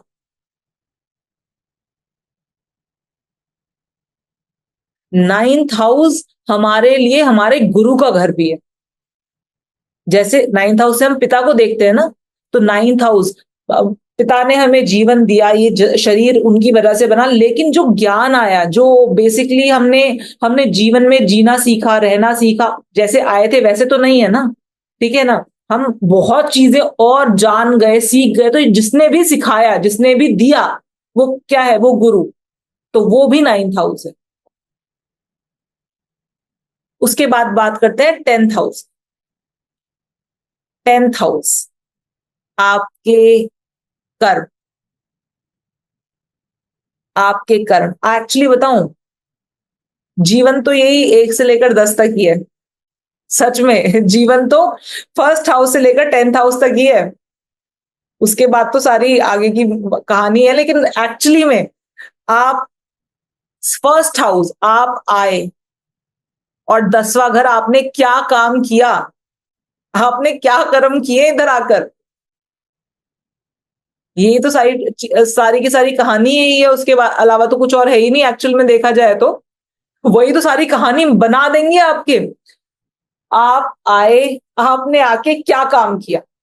यही कहानी है, यहीं से यहां तक की कहानी खत्म हो जाती है। 11 12 तो हम पढ़ लेंगे, वो तो अलग बात है, लेकिन 10th हाउस आपके कर्म है। आप क्या करोगे आके, आप आप किस तरह के काम करते हो। ऑल्दो जब हम प्रोफेशनली देखते हैं तो लोग 10th हाउस हम सबसे ज्यादा किस लिए यूज करते हैं, जब हम प्रोफेशनली देखते हैं तो हम 10th हाउस सबसे ज्यादा इसलिए यूज करते हैं कि सामने वाला व्यक्ति आता है, पूछता है मैं क्या कर्म करूं, मतलब मुझे क्या काम करना चाहिए, मुझे कौन सा प्रोफेशन ऑप्ट करना चाहिए। तो हम 10th हाउस में कौन सी राशि है, कौन सा प्लैनेट बैठा है और वो कौन से एस्पेक्ट ले रहा है 10th हाउस, सिर्फ 10th हाउस की स्थिति को जज करके ये बता देते हैं कि भैया तुम ये काम कर लो तो तुम्हारे लिए सूटेबल रहेगा, तुम्हें धक्के नहीं खाने पड़ेंगे ज्यादा। है कि नहीं। एस्ट्रोलॉजी इतना ही तो है, इससे ज्यादा और एस्ट्रोलॉजी में रखा क्या है। एस्ट्रोलॉजी सिर्फ यही तो बताती है कि भाई देखो ऐसा है, ईश्वर ने हर किसी के चार्ट में 2nd हाउस दिया है, तो ईश्वर ने हर किसी को वेल्थ जनरेट करने के मौके भी दिए होंगे। वो मौके अगर आपको नहीं पता चल पा रहे तो टॉर्च जलाकर देख लो कि क्या है क्या नहीं है, ज्योति जलाकर देख लो कि कौन से है वो मौके, 2nd हाउस में कौन से प्लैनेट बैठे हैं, कौन सी राशि बैठे हैं, क्या एस्पेक्ट लेकर बैठे हैं। पता चल जाएगा कि ईश्वर ने कौन सा रास्ता डिसाइड किया है आपके लिए कि आप वेल जनरेट कर सकते हो। प्रोफेशन नहीं समझ में आ रहा तो क्या है, सिंपल है ना, ज्योतिष ज्योति प्रदान करने का ही काम करता है। ये देख लो सिंपली कि तुम्हारे लिए क्या डेस्टाइंड है, क्योंकि जो तुम्हारे लिए डेस्टाइंड होगा वो काम करोगे तो ऑब्वियस सी बात है इजी रहेगा। 10 जगह धक्के खा के वहां उस काम पर पहुंचे जो काम आपके लिए डेस्टाइंड था, तो आपके लाइफ में एक्सपीरियंस आएगा, लेकिन स्टिल थोड़ी मुश्किलें आएंगी। स्टिल हम यहां पर यही कहते हैं कि आप बेसिकली 10th हाउस से क्या देखते हो कि हम कौन सा कर्म करने आए हैं इस दुनिया में, आप कौन सा कर्म करने आए हो, क्या काम करोगे आप इधर आकर। 10th हाउस, अच्छा अब आप कर्म करते तो क्या मिलता है, या तो बुराई होती है या तो बड़ाई होती है। तो वो 10th हाउस बताएगा कि आपके कर्म करने के बाद आपकी बुराई होगी, आपकी बड़ाई होगी, आपको गुडविल मिलेगी, आपका नाम होगा, आपका फेम होगा, आपकी प्रशंसा होगी, क्या होगा। 10th house basically 10th house हमारी गुडविल है और हमारी बैडविल भी है ना। तो गुडविल और बैडविल दोनों चीजें हम 10th हाउस से देख लेते हैं। 10वां घर, अब 10वां घर, अगर मैं मेरे कर्म का घर 10वां है तो 11वां घर ऑटोमेटिकली किस चीज का होना चाहिए, ऑटोमेटिकली 10वां घर। कर्म तो हम तब तक ही करेंगे ना जब हमें कुछ लाभ होगा, तो 11वां घर बेसिकली हमारे लाभ का घर है, लाभ का घर है। 11वां घर हम सबको बहुत अच्छा लगता है, बहुत अच्छा। पराशर जी ने इसको गंदा बोला है। पराशर जी बोलते हैं अरे नहीं ये तो लोभ का घर है, मतलब उन्होंने ही बोला कि लाभ का घर है, लेकिन उन्होंने वो काफी ना, मतलब पराशर जी जब हम बात करते हैं ना तो वो बहुत चीजों को बहुत ही भौतिकता के रूप से नहीं देखते, मटेरियलिस्टिक रूप से नहीं देखते। लेकिन अगर आप मटेरियलिस्टिक रूप से देखो तो आपको 11th हाउस बहुत अच्छा लगेगा। 11th हाउस वो आपकी इच्छाएं हैं, इच्छा पूर्ति है बेसिकली। 11th हाउस एक ऐसी चीज है जो आपको शांत नहीं होने, आपकी एक इच्छा पूरी होती है तो दूसरी अपने आप जन्म ले लेती है कि नहीं ले लेती। ऐसा होता है क्या कभी कि ये मेरी 4 इच्छाएं जीवन में ये पूरी हो जाए उसके बाद मैं संन्यास ले लूंगा, फिर संन्यास ले लूंगी, अब वो और इच्छा नहीं रही।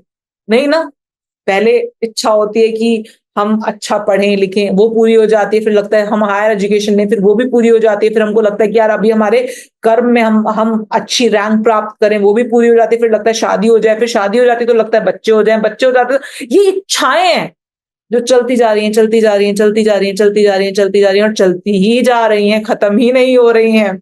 ये 11वां घर है। और 11वां घर जब हमारे 11वें घर की दशा अंतरदशा चल रही होती है तो हमारी इच्छाएं पूरी होती हैं, जो भी हमारी इच्छाएं होती हैं वो कहीं ना कहीं वो हमको इच्छा पूर्ति का घर है। और 12वां घर बताने की जरूरत नहीं है, सारी चीजें कर ली, अब निकलो यहां से, यही थोड़ी ना घूमते रहना है। तो 12वां घर बेसिकली खर्चे का घर है, खुद खर्च हो जाओ, पैसा खर्च कर दो, ठीक है ना। तो जब हमारी एज आएगी, हम सब इधर एक एक्सपायरी डेट के साथ है, तो उस एक्सपायरी डेट पर 12th हाउस की दशा अनडाउटेड सी बातें चल रही होती है, अनडाउट दशा अंतरदशा में। नहीं तो 12वें घर की दशा चलती है तो हम क्या कहते हैं, 12वें घर की दशा चलती है तो हम भैरव बजाज जी बोल रहे हैं बारहवां घर मोक्ष का घर है। हाँ भैया, बारहवां घर मोक्ष का घर है। मोक्ष का मतलब निकल जाओ, अभी तुमने कर्म नहीं किए मोक्ष वाले तो फिर तुमको दोबारा रीबर्थ लेना पड़ेगा, वो वापस फर्स्ट हाउस में आ जाओगे किसी और शरीर में। ठीक है, तो यहाँ पर हम कहते हैं कि बारहवां घर खर्चे का घर है।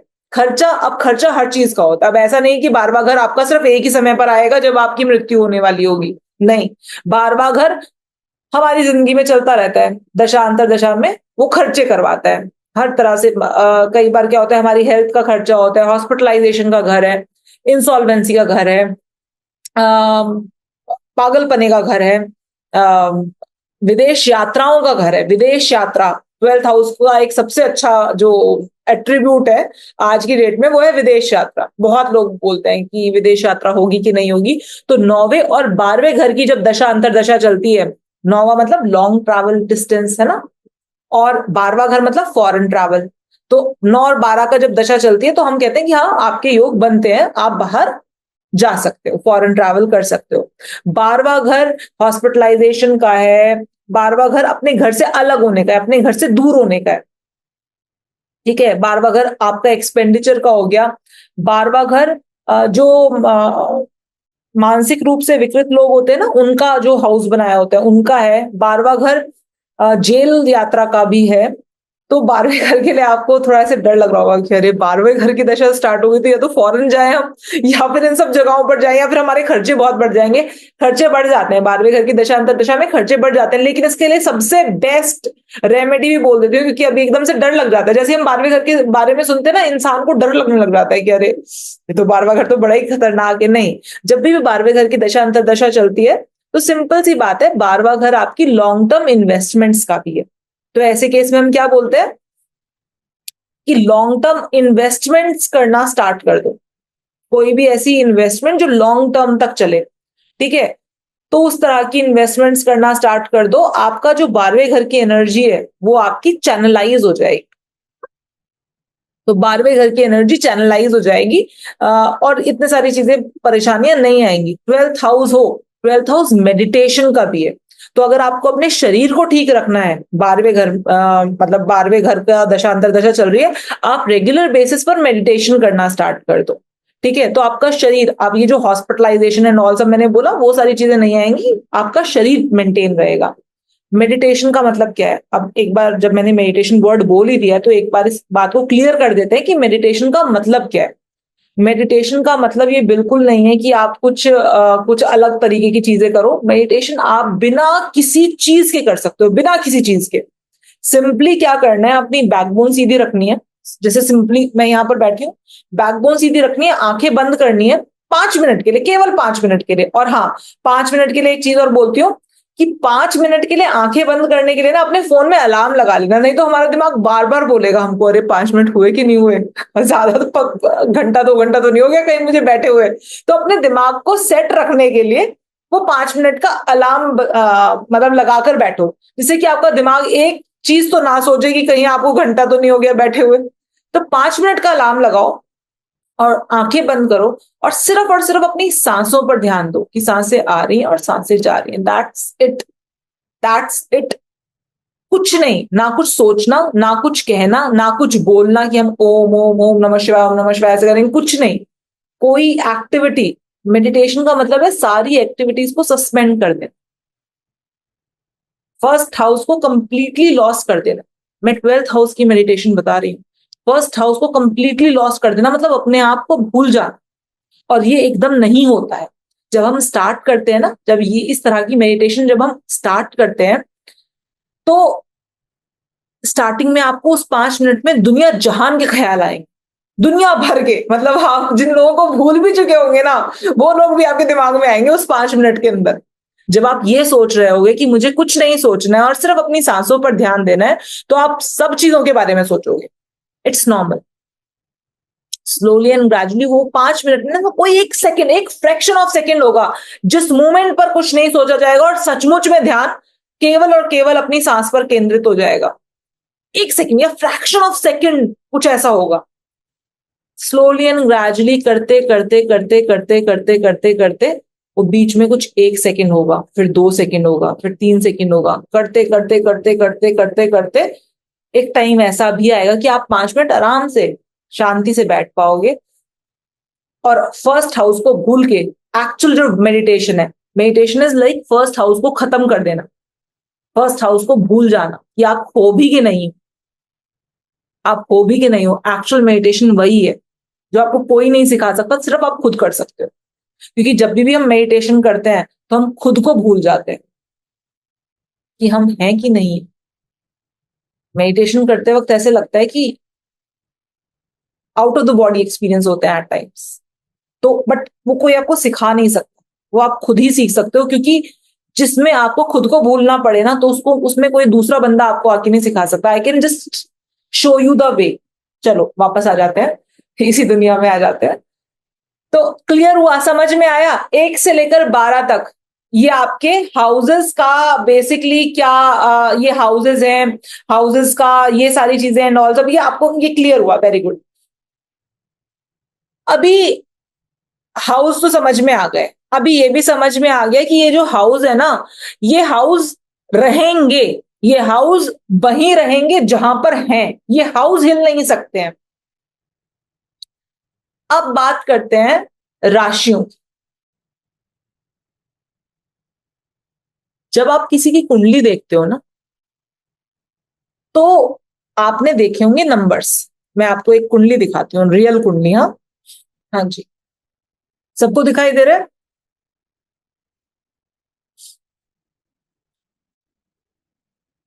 ठीक है। तो यहां पर आप देख रहे हो कि ये जो पहला घर, जो मैंने अभी आपको पहला घर बताया था काइंड ऑफ, कि वो पहला घर है, वहां पर एक नंबर लिखा हुआ दिखाई दे रहा है आपको, है ना? एक नंबर लिखा हुआ दिखाई दे रहा है आपको, 11 नंबर लिखा हुआ है।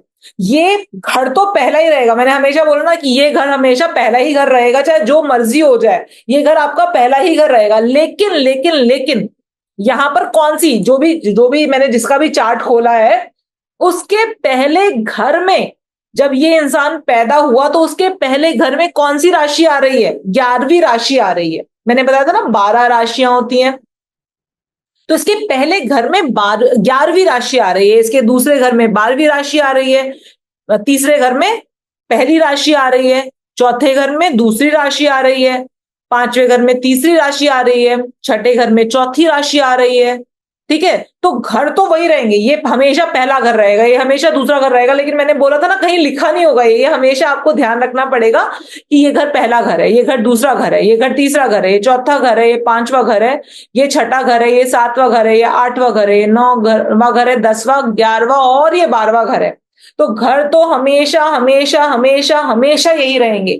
लेकिन इनके अंदर ये जो नंबर लिखे हुए दिखाई देंगे ना आपको, ये बेसिकली राशियों के नंबर होंगे। जैसे कि अभी एक और चार्ट खोलती हूँ, इसको बंद कर दें, अगर हम इसको बंद कर दें तो एक और चार्ट आपके सामने आ गया। अब ये जो जिसका चार्ट है, ये जिसका चार्ट है, उसके पहले घर में, जैसे जो अभी हमने चार्ट देखा, उसके पहले घर में कौन सी राशि आ रही थी? 11वीं राशि आ रही थी। लेकिन अभी जो हम चार्ट देख रहे हैं, उसके पहले घर में कौन सी राशि आ रही है? 8वीं राशि आ रही है। दूसरे घर में 9वीं राशि आ रही है। तीसरे घर में 10वीं राशि आ रही है। तो इतना क्लियर हुआ ये देखने के बाद कि हाँ भाई, इतना क्लियर हुआ कि इतना देखने के बाद कि घर तो वही रहेंगे, घर तो वही रहेंगे, लेकिन उसमें राशियां डिफरेंट डिफरेंट हो सकती हैं। 12 राशि, 12 घर, हर घर में कोई ना कोई राशि तो आएगी ही आएगी, है ना? हर घर में कोई ना कोई राशि आएगी। अब अगर हर घर में कोई ना कोई राशि आएगी, तो चलो राशियों को भी समझ लेते हैं कि राशियां क्या हैं। 12 राशियां, जैसे कि हमने घर को जमीन बोला ना, या घर को मैंने कंपेयर किससे किया कि ये दिल्ली है, ये मध्य प्रदेश है, दिल्ली उठ के कहीं और नहीं जा सकता, दिल्ली दिल्ली की जगह पर रहेगा, केरला की जगह पर नहीं जा सकता, केरला केरला की जगह पर रहेगा, दिल्ली की जगह पर नहीं आ सकता। लेकिन लेकिन लेकिन उनमें एटमॉस्फेयर तो चेंज हो सकते हैं। मैंने अभी आपको 2 कुंडलियां दिखाई है ना, 2 कुंडलियां। उसमें क्या था? पहली कुंडली जो आपने देखी अभी मेरे सामने मेरे साथ, वो क्या थी? आपने पहली कुंडली देखी जो कि वो था, उसमें 11वीं राशि थी, है ना? पहली कुंडली में 11वीं राशि थी और दूसरी कुंडली में पहले घर में 8वीं राशि थी। मतलब घर तो वही है, दिल्ली तो वही है, लेकिन मौसम चेंज हो रहा है। किसी किसी टाइम पर आपको किसी के चार्ट में पहले घर में कौन सा मौसम दिखाई दे रहा है, 11वीं राशि का। किसी के चार्ट में आपको पहले घर में कैसा मौसम दिखाई दे रहा है, 8वीं राशि का। आप समझ रहे हो? तो अगर मैं राशियों को मौसम बोल दूं तो कैसा रहेगा? अच्छा रहेगा, आपको समझने में भी आसानी होगी और मजा आएगा कि अच्छा ऐसे देखेंगे। जैसे कि अभी हमने पहले घर की बात की, पहले घर में हमने क्या बोला कि पहला घर आप खुद हो, आप खुद हो पहला घर। अब मैंने जो अभी आपको कुंडली दिखाई, 2 कुंडलियां दिखाई मैंने आपको।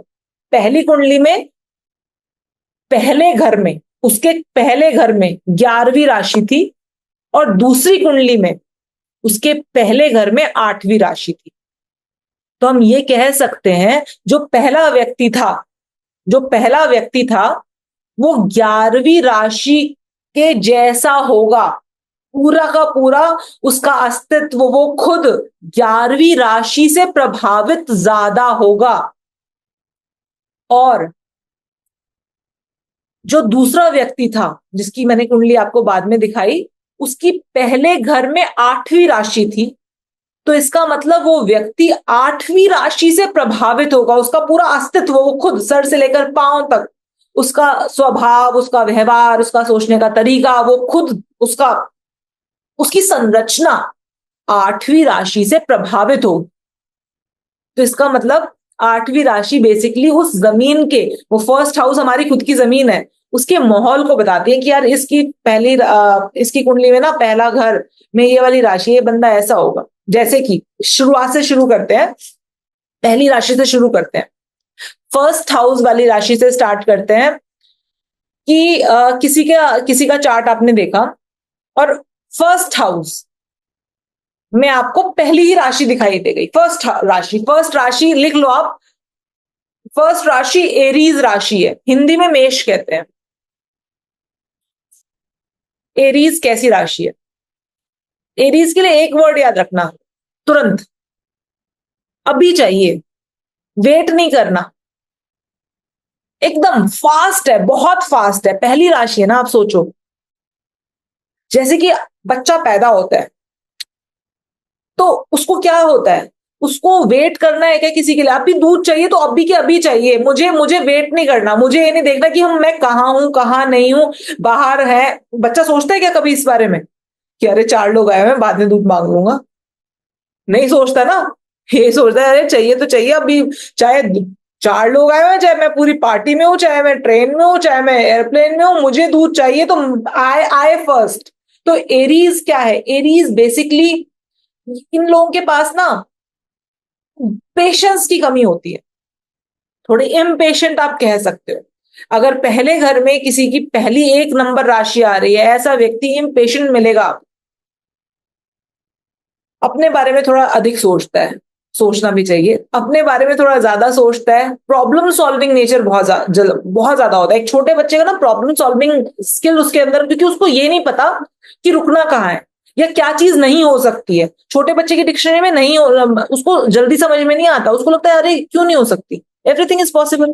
ठीक है, तो यहां पर उसका आप एरीज राशि, प्रॉब्लम सॉल्विंग स्किल बहुत अच्छे मिलेंगे इन लोगों के। इन लोगों को में पेशेंस थोड़ी कम मिलेगी, थोड़े पेशेंस कम होगी, इसी वजह से थोड़े ज्यादा हाइपर एक्टिव रहेंगे, हाइपर एक्टिव। तो ये एरीज राशि के कुछ कैरेक्टरिस्टिक्स है। ऑल दो एरीज राशि बहुत बड़ी है, बहुत बड़ी है। मैंने इनफैक्ट इसके ऊपर एक वीडियो भी बनाकर डाला है, यूट्यूब पर है, फेसबुक बोल रही हूँ, तो यूट्यूब पर एक वीडियो भी बनाकर डाला है कि आप सारी राशियों के बारे में, उनको भी देखना। यहाँ पर मैं ऑब्वियस ही बात है, हम अपनी जब नॉर्मल क्लास लेते हैं तो हम राशियों के बारे में बात करते करते करते दिन निकाल देते हैं। ठीक है, 2-3 दिन तो एटलीस्ट निकल जाते हैं। अभी हमारे पास ऑब्वियस सी बात है इतने दिन नहीं है, लेकिन हम शॉर्ट में हर चीज करेंगे। तो एरीज राशि थोड़ी सी तुरंत हड़बड़ी में रहते हैं लोग, थोड़ा फटाफट से बोलेंगे, फटाफट से करेंगे, प्रॉब्लम सॉल्विंग जल्दी होती है, थोड़ा आपको बोलने नहीं देंगे, आपके बोलने से पहले आगे बोल पड़ेंगे। तो ये इनके ट्रेट्स होते हैं। बट हाँ, दिल के साफ होते हैं। बच्चे वाली राशि है ना, एरीज राशि फर्स्ट राशि है। जो इंसान फटाफट से बोल दे रहा है, एकदम से मुंह पे बोल दे रहा है, तो वो दिल में अपनी बातें थोड़ी कम रख पाता है, तुरंत खट करके बोल देते हैं। उसके बाद आती है टॉरस राशि। टॉरस, टॉरस राशि का मतलब है, मैं यहाँ पर ना आज मैं फटाफट से 1 से लेकर 12 तक छोटा छोटा बताऊंगी आपको, और कल इन राशियों को थोड़ा डिटेल में प्लैनेट्स के साथ एक्सप्लेन करेंगे, ठीक है। तो सेकंड नंबर की राशि है टॉरस राशि। टॉरस,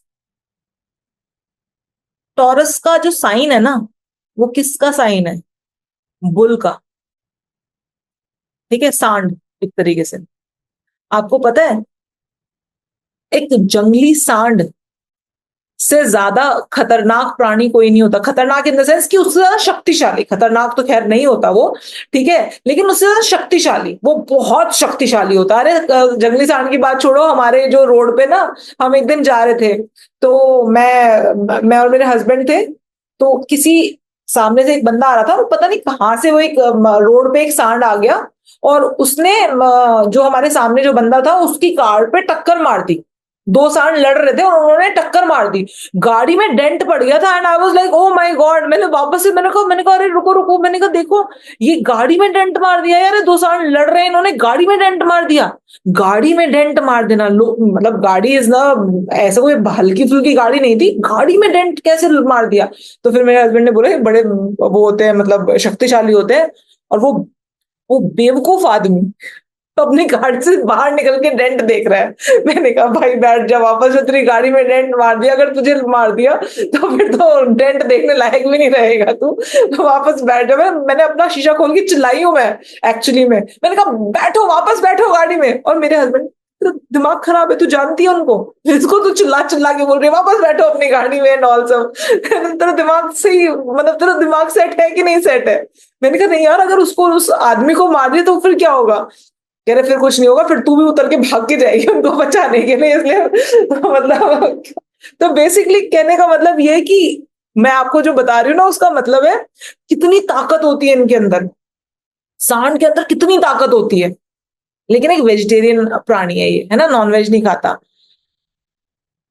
हाँ, भैरव जी बता रहे हैं सांड just touched it and my car got a dent. हाँ जी, मैंने तो अपनी आंखों से देखा, तब मुझे पता चला इतनी ताकतवर होते हैं ये। फिर उसके बाद हम लोग ऐसी बात करने लगे, तो मेरे हस्बैंड ने बताया जंगली सांड तो उससे भी ज्यादा ताकतवर होता है, ये है वो है नॉल। तो सांड इतने ताकतवर होते हैं, लेकिन उसके बावजूद भी आपको दिखाई देंगे ऐसे ही पड़े रहते हैं, साइड में पड़े रहते हैं, कोई उनका कोई ज्यादा पूछ पूछ नहीं है आज की डेट में, है ना। गायों की पूछे कि वो दूध देती है तो सांडों को कोई पूछ ही नहीं रहा है। तो बेसिकली कहने का मतलब क्या है, मैं हमेशा ना टॉरस को दो पार्ट्स में बांटती हूँ। एक होते हैं जागृत अवस्था के टॉरस, और एक होता है सुप्त अवस्था के टॉरस। जागृत अवस्था मतलब जिसको पता है कि मेरे अंदर कितनी ज्यादा शक्तियां हैं। और सुप्त अवस्था वाले टॉरस कौन से होते हैं? इनको पता ही नहीं है, शक्ति इतनी ज्यादा है इनके अंदर, लेकिन इनको पता नहीं है कि हमारे अंदर वो शक्ति है। टॉरस राशि वालों को ना मैं हमेशा कहती हूँ कि अगर आपकी टॉरस राशि है किसी भी, चाहे आपकी अब मैं बताऊंगी नेक्स्ट क्लास में, चंद्र राशि है टॉरस या आपकी लग्न की राशि है टॉरस, आपको शिव जी की आराधना जरूर करनी चाहिए, नंदी जी, ठीक है ना। जब जागृत तभी होते हैं ये लोगों को कि में जागृति तब आती है जब ये शिव शिव जो एनर्जी है उसको उसकी आराधना करते हैं। तो basically it's a very powerful राशि, इट्स अ वेरी पावरफुल राशि। या तो आप टॉरस को यहां देखोगे, टॉरस वाली राशि को यहां देखोगे या यहां देखोगे, सोए हुए हैं, पता ही नहीं है अंदर क्या है क्या नहीं है, क्या नहीं है, ये बिल्कुल डाउन पे है। और जिनको पता है कि मैं क्या हूं, मेरे अंदर क्या कैलिबर है, जिन्होंने जान लिया इस चीज को, वो यहां पर मीडियोकर नहीं मिलते। Taurus, that is a very powerful राशि। तीसरा जेमिनाई। जेमिनाई को बोलते हैं टू फेसेड राशि होती है, कि मतलब बट मैं कहती हूँ कि ये ड्यूअल दिमाग की राशि होती है। इनको इनको एक्चुअली में आपके दिमाग में एक टाइम पर एक आइडिया आएगा, इनके दिमाग में एक टाइम पर 10 आइडियाज आ सकते हैं। Very brainy people, very brainy people, यहां से इंटेलेक्ट बहुत हाई होता है, और इनके दिमाग में खुराफाते भी बहुत ज्यादा आती हैं। अभी ये सोच रहे हैं फिर थोड़े टाइम बाद ये सोच रहे हैं, फिर कुछ और सोच रहे हैं। इनका दिमाग बहुत तेज स्पीड से चलता है। मतलब 12 राशियों में सबसे ज्यादा तेज दिमाग अगर किसी का चल सकता है स्पीड में, तो वो जेमिनाई है। चौथी राशि कैंसर, कर्क राशि। मूडी लोग हैं। इस राशि को मून रूल करता है। मूडी है। कभी तो राई की बात, मतलब कभी पहाड़ जैसी बात को भी राई में निकाल दिया, छोड़ो यार जान दो। और कई बार मतलब छोटी से छोटी बात को इग्नोर कर सकते हैं, बड़ी से बड़ी बात को, मतलब सॉरी, बड़ी से बड़ी बात को इग्नोर कर सकते हैं और छोटी से छोटी बात का पहाड़ बना सकते हैं। It's like that. बहुत बहुत मूडी, लेकिन बहुत ज्यादा केयरिंग राशि होती है। बहुत केयर, मतलब अपने आसपास की, अपनी फैमिली की बहुत केयर करते हैं, प्रोटेक्टिव होते हैं। एक मदरली टच होता है इनके अंदर। जिन लोगों को अपना मानते हैं उनसे बहुत ज्यादा उनको उनको बहुत मतलब ऐसे लेकर चलते हैं। उसके बाद बात करें 5 नंबर, लियो राशि। मेरे को डर भी लगता है इनसे। क्यों? क्योंकि ऑब्वियस ही बात है भाई, लियो है, राजा है। इसकी बात माननी पड़े, इनको अंदर से ऐसा लग रहा होता है कि इनकी बात माननी पड़ेगी। भाई इनकी तो चलनी चाहिए। ये इनको जेन्युइन चीजें लगती हैं ये, कि तो क्या हुआ, मैं तो बताऊंगा ही ना, ये तो मैं तो बताऊंगी ही ना। मुझे आई नो इट ऑल वाली फीलिंग जो होती है ना, वो लियो में बहुत जबरदस्त होती है। वो सुप्रीमेसी वाली जो फीलिंग होती है ना, इनकी गलती नहीं है यार, ये बॉर्न है उस पर्टिकुलर राशि के साथ, इनकी क्या गलती है? ठीक है, इनको वो नेचर, वो कैरेक्टरिस्टिक्स मिले हैं। लेकिन जैसे कि 4 नंबर वाली राशि को मैंने बोला ना, कि 4 नंबर वाली राशि अपनी फैमिली के लिए बड़ी केयरिंग होती है। 5 नंबर वाली राशि एज एन सोसाइटी के लिए, जो लोग इनकी बात मानते हैं उनके लिए बड़े केयरिंग होते हैं ये लोग। उनके लिए काम करना चाहते हैं, उनको लीड करना चाहते हैं। एक लीडिंग क्वालिटी होती है इनके अंदर। राजा किसकी रक्षा करता है? अपनी प्रजा की केवल, है ना। इसीलिए मैंने कहा कि जो लोग इनकी बात मानते हैं उनके लिए बहुत ज्यादा, उनके लिए काम करते हैं, उनको प्रोटेक्शन देते हैं, उनको उनको संभाल के रखते हैं, अच्छी सलाह देते हैं। छठी राशि वर्गो। वर्गो इज कैलकुलेटिव, बहुत कैलकुलेटिव। डिस्क्रिमिनेशन वाली पावर्स बहुत अच्छी होती हैं वर्गो राशि में। लाइक कौन सी कन्या राशि ना, हिंदी में कन्या बोलते हैं।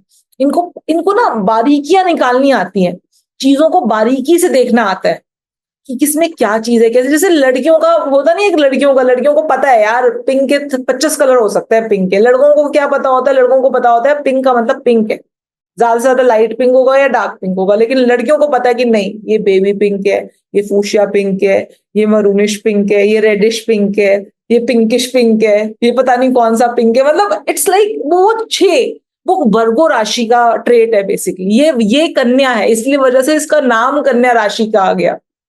उनको पता है, बारीकी पता है चीजों की, उनकी नजर बारीकी देख सकती है। छठी राशि की जो नजर होती है ना, वो बहुत बारीक होती है और बड़ी कैलकुलेटिव होती है। कन्या राशि से वो करो ना, मतलब कन्या राशि को लड़की समझ के एक बार देख कर देखो ना, लड़कियों को कितना अच्छा लगता है बार्गेनिंग करना। मतलब उनको 2,000 की चीज आप 4,000 में बेचो, लेकिन 5,000 की कह के 4,000 कर दो, they will be like super happy. कोई दिक्कत वाली बात नहीं है। And I am a girl and I love this. Seriously मैं लव दिस, क्या बार्गेनिंग हो गई, मजा आ गया। तो ऑब्वियस ही बात है, वो जो एक कैलकुलेटिव माइंडसेट होता है ना, वो बहुत ज्यादा होता है। हर टाइम आप किसी भी कन्या राशि वाले इंसान से मिलोगे, वो कैलकुलेटिव माइंडसेट का होगा, बहुत ज्यादा कैलकुलेट करके, अच्छा ये चीज हो रही है, ये चीज हो रही है ना, सब अच्छी कैलकुलेटिव पावर अच्छी होती है। मरकरी गवर्न करता है, कैलकुलेटिव पावर अच्छी होती है इनकी। सातवीं राशि लिब्रा, तुला राशि है ना। तुला कहते हैं, बैलेंस बनाने की कोशिश कर रही होती है, हर समय बैलेंस बनाने की कोशिश करती है। सोशली बहुत अच्छे होते हैं लोग, सोशली ऑकवर्ड होना इनको पसंद नहीं होता। साथ में एक क्लास होता है इनके पास। क्लास का मतलब क्या है? कि क्लास का मतलब कि दुनिया को दिखाई देना चाहिए कि यार हम लोग एक अलग पर्सनालिटी रखते हैं। क्लास, एक अलग क्लास रखते हैं। तो वो वीनस की राशि, और बड़ी मूल त्रिकोण राशि है वीनस की। नेक्स्ट क्लास में हम बात करेंगे मूल त्रिकोण राशि के नॉल। लेकिन वीनस की राशि है, तो वो शुक्र के बहुत ज्यादा अच्छे ट्रेट्स आपको इस लिब्रा राशि में देखने को मिल जाएंगे। टिच रहना पसंद है, अपनी मतलब अपनी लुक्स पे, अपने कपड़ों पर बहुत ध्यान देते हैं। आठवीं राशि स्कॉर्पियो।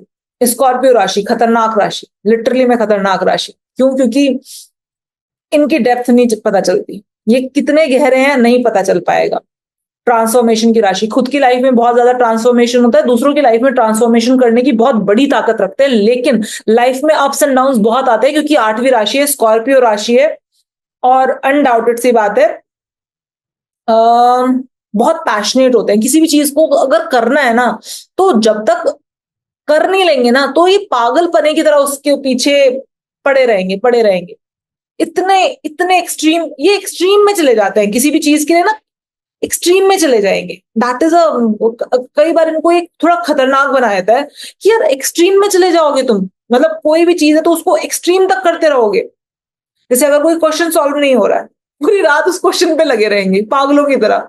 साइको, जिसे कहते हैं ना, थोड़ा साइकोनेस आ जाती है, तो वो होता है। अभी ऑफेंड मत हो ना, मैं आठवीं राशि की हूँ, मेरा लग्न है आठवां, ठीक है, मतलब मेरा फर्स्ट हाउस में आठवीं राशि आती है, तो इसलिए ऑफेंड मत हो ना, मैं अपने बारे में ही बोल रही हूँ। तो कि किसी की आठवीं राशि हो तो सोचे कि अरे अच्छा साइको बता रही है।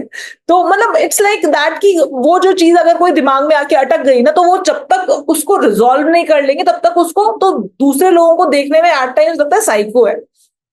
इतना पागल हो जाते हैं किसी भी चीज के पीछे, इंटेंस बहुत ज्यादा होते हैं। ठीक है, फिर नौवीं राशि सेजिटेरियस राशि। एक अपना एक इनका ना, इनका थोड़ा थोड़ा बोलूंगी, हाँ थोड़ा ईगो होता है। जुपिटर से गवर्न राशि है, इनको लगता है ये बड़े ज्ञानी लोग हैं, इनको सब आता है। बट अच्छी बात ये इनके पास एक गोल है, और वो उस गोल को देखते हैं, और उस गोल को देखते देखते देखते देखते देखते मतलब इनकी लाइफ में इनका गोल जरूर होता है, चाहे कुछ भी गोल हो। मतलब इनकी लाइफ में कोई सा भी गोल हो, कोई सा भी गोल हो, लेकिन ये ऐसे वंडरलेस नहीं घूम रहे हैं। अब चाहे वो गोल आपके लिए इंपॉर्टेंट हो ना हो, इनके लिए बड़ा इंपॉर्टेंट है कि भैया ये है और इसको अचीव करना ही करना है, चाहे जो मर्जी हो जाए, इसको अचीव करना ही करना है।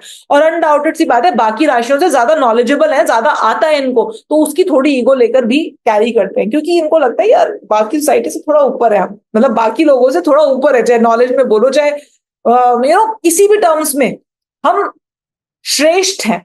और ये श्रेष्ठ होते हैं, नो डाउट कि श्रेष्ठ नहीं होता, ऐसा नहीं बोलूंगी कि श्रेष्ठ नहीं है, ये श्रेष्ठ होते हैं कहीं ना कहीं।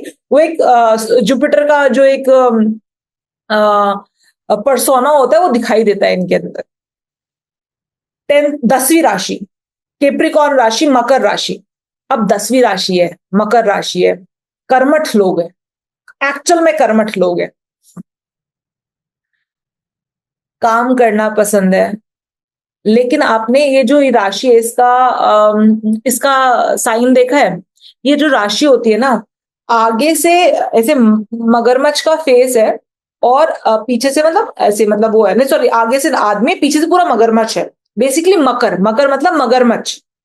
मगरमच्छ को आपने सुना है, मगरमच्छ हाइबरनेशन में चला जाता है। हाइबरनेशन का मतलब होता है सो जाता है, 6 महीने के लिए सो गया, 8 महीने के लिए सो गया, सो जाता है। और अगर आप मगरमच्छ को कोई ऐसे, जब वो हाइबरनेशन में गया होता है ना, तो उसको छूकर देखो तो ऐसे लगेगा पत्थर है, आपको पता भी नहीं चलेगा कि ये मगरमच्छ है, और ये ऐसा इतना खतरनाक आदमी, मतलब खतरनाक जानवर हो सकता है। ठीक है, और फिर आपने दूसरी कहावत भी सुनी होगी कि पानी में रह के मगरमच्छ से दुश्मनी नहीं करते, क्योंकि पानी का जो सबसे ज्यादा खतरनाक जीव है वो मगरमच्छ है। निगल जाता है, चबाता भी नहीं है। तो ये वो लोग हैं, अगर पढ़े हैं तो पढ़े हैं, सुस्त भी हैं, लेकिन जब काम करने पे आएंगे ना, ये इस तरह का मतलब गदर मचा के काम करेंगे ना, that no one can beat him. 10वीं राशि है कैप्रिकॉर्न, शनि की राशि है, हार्ड वर्क करेंगे तो आप इनको बीट नहीं कर पाओगे। No one can beat them in their hard work. लेकिन अगर पढ़े हैं तो आप इनको हिला के दिखा दो, अगर इन्होंने सोच रखा है काम नहीं करना तो इनसे करवा के दिखा दो। मगरमच्छ है, पढ़े हैं तो पढ़े हैं, और अगर काम पर हैं और इन्होंने सोच लिया कि करके दिखाना है अब, तो फिर no one can beat them. 11वीं राशि एक्वेरियस राशि, कुंभ राशि। अगर आपने इसका साइन देखा होगा ना, तो एक आदमी ऐसे ऐसे घड़े से पानी पिला रहा है, बेसिकली सर्व कर रहा है। जब भी मैं शनि की कोई रेमेडी बताती हूँ ना, तो मैं हमेशा बोलती हूँ कि गरीब लोगों को सर्व करो, गरीब लोगों को सर्व करो। जो लोग थोड़े से मतलब नॉट वेल टू डू है, उनको बुरा भला मत बोलो। शनि हमको, जब हम सुपरफिशियली देखते हैं ना शनि को, तो हमको लगता है शनि कर्म का कारक है, लेकिन शनि एक्चुअल में सर्व करने का कारक है। जब हम सामने वाले को सर्विस देते हैं, हम सामने वाले की सेवा करते हैं, वो शनि का मूल रूप है। जब हम किसी अनप्रिविलेज्ड इंसान को कुछ हेल्प करते हैं, बेसिकली हम शनि को खुश कर रहे होते हैं। ये है शनि। 11वीं राशि एक्वेरियस राशि, कुंभ की राशि शनि की मूल त्रिकोण राशि है, सबसे प्यारी राशि, जिसमें शनि आके बहुत खुश होता है। अभी फिलहाल शनि अपनी मूल त्रिकोण 11वीं राशि में चल रहे हैं। सर्व करना, ऐसे लोग बड़े फ्रेंडली होते हैं, सोशल होते हैं, सर्व करना पसंद होता है किसी को, मतलब दे आर लाइक, इनके अंदर ना आप बहुत ज्यादा घमंड नहीं देखोगे। बेसिकली इनका बेसिक नेचर घमंड का नहीं है, बेसिक नेचर घमंड का नहीं है इनका। ये झुककर आगे आना चाहते हैं, ये झुककर सामने वाले को। आप अभी जो मैंने आपको चार्ट दिखाया था ना, जो सबसे पहला चार्ट दिखाया था, वो अमिताभ बच्चन का चार्ट था, जिसका फर्स्ट हाउस में कौन सी राशि थी? 11वीं राशि थी। आपने देखा है इतना बड़ा, मतलब इतना बड़ा स्टार होने के बाद भी, अगर वो अपने को एक्टर्स के साथ, जैसे कभी हम लोग जो भी थोड़ा देखते हैं तो बातें करते हैं, तो वो कितना हम्बल होकर, कितना एकदम सर्व करने की कैटेगरी में आकर, कि मतलब वो आगे बढ़कर अभी तक भी इतने इतने एज में भी इतने ज्यादा बड़े होने के बाद, and after achieving all that, कि बंदे का दिमाग 7वें आसमान पर हो, but he still try to be on the earth. That is called 11वीं राशि। सर्व करने की मेंटालिटी है, सर्व करने की टेंडेंसी है, सामने वाले के लिए कुछ करने की इच्छा है। सोशल होते हैं, फ्रेंड्स जल्दी बना लेते हैं, फ्रेंडली होते हैं, मतलब खुश मिजाज टाइप के होते हैं बेसिकली। फिर लास्ट राशि के बारे में बात करते हैं। अब जब जब हमने बोल ही दिया कि लास्ट राशि है, तो कैसी होगी? मैच्योर होगी। 12वीं राशि है, जैसे पहली राशि के बारे में बात की थी कि पहली राशि है, बच्चे जैसी राशि है, अभी अभी पैदा हुई है, ठीक है। तो एक छोटा बच्चा है, जैसे बड़ा उसको लग रहा है कि हर चीज पॉसिबल है, हर चीज मुमकिन है, मैं रुकूंगा नहीं, मैं थकूंगा नहीं। और Aries is like hyper active. और पाइसेस मेच्योर लोग मिलेंगे, पाइसेस राशि वाले बहुत मेच्योर होंगे। इनके अंदर एक ठहराव दिखाई देगा। एक ऐसा चीज दिखाई देगी आपको कि कहीं ना कहीं इनकी जो बातें होंगी ना, ये और लोगों से अलग होंगी। इनको समझाना मुश्किल होता है, आसान नहीं होता, मुश्किल होता है समझाना। मतलब क्या? कोई बात इनको जो गलत लग रही है, अब सोचो, एक बूढ़े इंसान को समझाना आसान होता है, एक बच्चे को बहलाना आसान होता है? बच्चे को बहलाना आसान है, समझाना आसान है। बूढ़े इंसान को आप बहला पाओगे, समझा पाओगे? अगर वो किसी बात पे एडमेंट है, वो कहेगा मैंने दुनिया देखी है यार, तुमको क्या पता। ठीक है, उसको समझाना आसान नहीं है। तो अगर इनका कोई धारणाएं है, इनके मन में कोई धारणा है कि यार ये चीज ऐसे होती है, इनको डिविएट करना मुश्किल है, इनको डिविएट करना मुश्किल है। ये पाइसेस है। इन्होंने पूरी पाइसेस का निशान भी कौन सा है? मछली का। तो मछली का निशान कहते हैं ना, जीवन शुरू और खत्म पानी में ही हुआ। तो ये अंत है। तो बेसिकली ये सारी राशियों के बारे में हमने छोटा छोटा सीखा आज जाना। कल की क्लास में हम लोग ना इन्हीं राशियों को पकड़ के थोड़ा तो प्लैनेट्स और राशि को कनेक्ट करके देखेंगे। कोशिश करूंगी मैं कल प्लैनेट्स और राशि पूरा कंप्लीट हो जाए, जिससे कि हम नेक्स्ट क्लास में उसके बाद फिर कुंडली पढ़ना सीख पाए, क्योंकि ऑब्वियसली बात है ये एबीसीडी है कुंडली की। तो जब हम एबीसीडी सीख रहे हैं कुंडली की, तो ऑब्वियसली चीजों को वो करेंगे। हाँ जी, बीएस जी ने हैंड रेज किया है। ओके, आप बताइए क्या कहना चाहते हैं, मैं आपको अनम्यूट कर देती हूँ। हाँ जी, बताइए। नमस्कार मैडम। नमस्कार जी। हेलो। हाँ जी, हाँ जी, मुझे आपकी आवाज आ रही है, बताइए। Okay okay. ये आपका ये एक केंद्र पण पर आपोकिलम उपचय को भी थोड़ा बताने की कोशिश करें क्या नेक्स्ट टाइम। क्या क्या क्या क्या, मैं समझ नहीं पाई। जैसे केंद्र होता है, त्रिकोण होता है, पण पर भाव बोलते हैं 2, 5, 8, 11 को। आपोकिलम 3, 6, 9, 12। ओके, तो क्यों बोलते, तो थोड़ा सिंप्लीफाई करके कल बताने बिल्कुल की बिल्कुल। कोशिश करें। ओके, थैंक ठीक है जी। यू। हाँ ओके। जी। Superbly explain ma'am, thank you so much, thank you so much आप सब लोगों को आराम से सुनने के लिए। और जिन लोगों ने कैमरा खोल के रखा उनको डबल थैंक यू, जिससे कि मैं देख पाई और मुझे ऐसा नहीं लगा कि मैं सिंपली सिर्फ अपने आप से बात कर रही हूँ, मुझे आप सब लोगों की शक्ल दिखाई दी। तो थैंक यू सो मच। और जिन लोगों ने भी बिना कोई काम करते हुए ये मतलब पूरी क्लास सुनी है, उनको 100% सारी बातें ध्यान रहेंगी, दैट इज माई गारंटी। ठीक है। थैंक यू सो मच जिन लोगों ने भी। ओके, चलिए, बहुत धन्यवाद। जय श्री राम।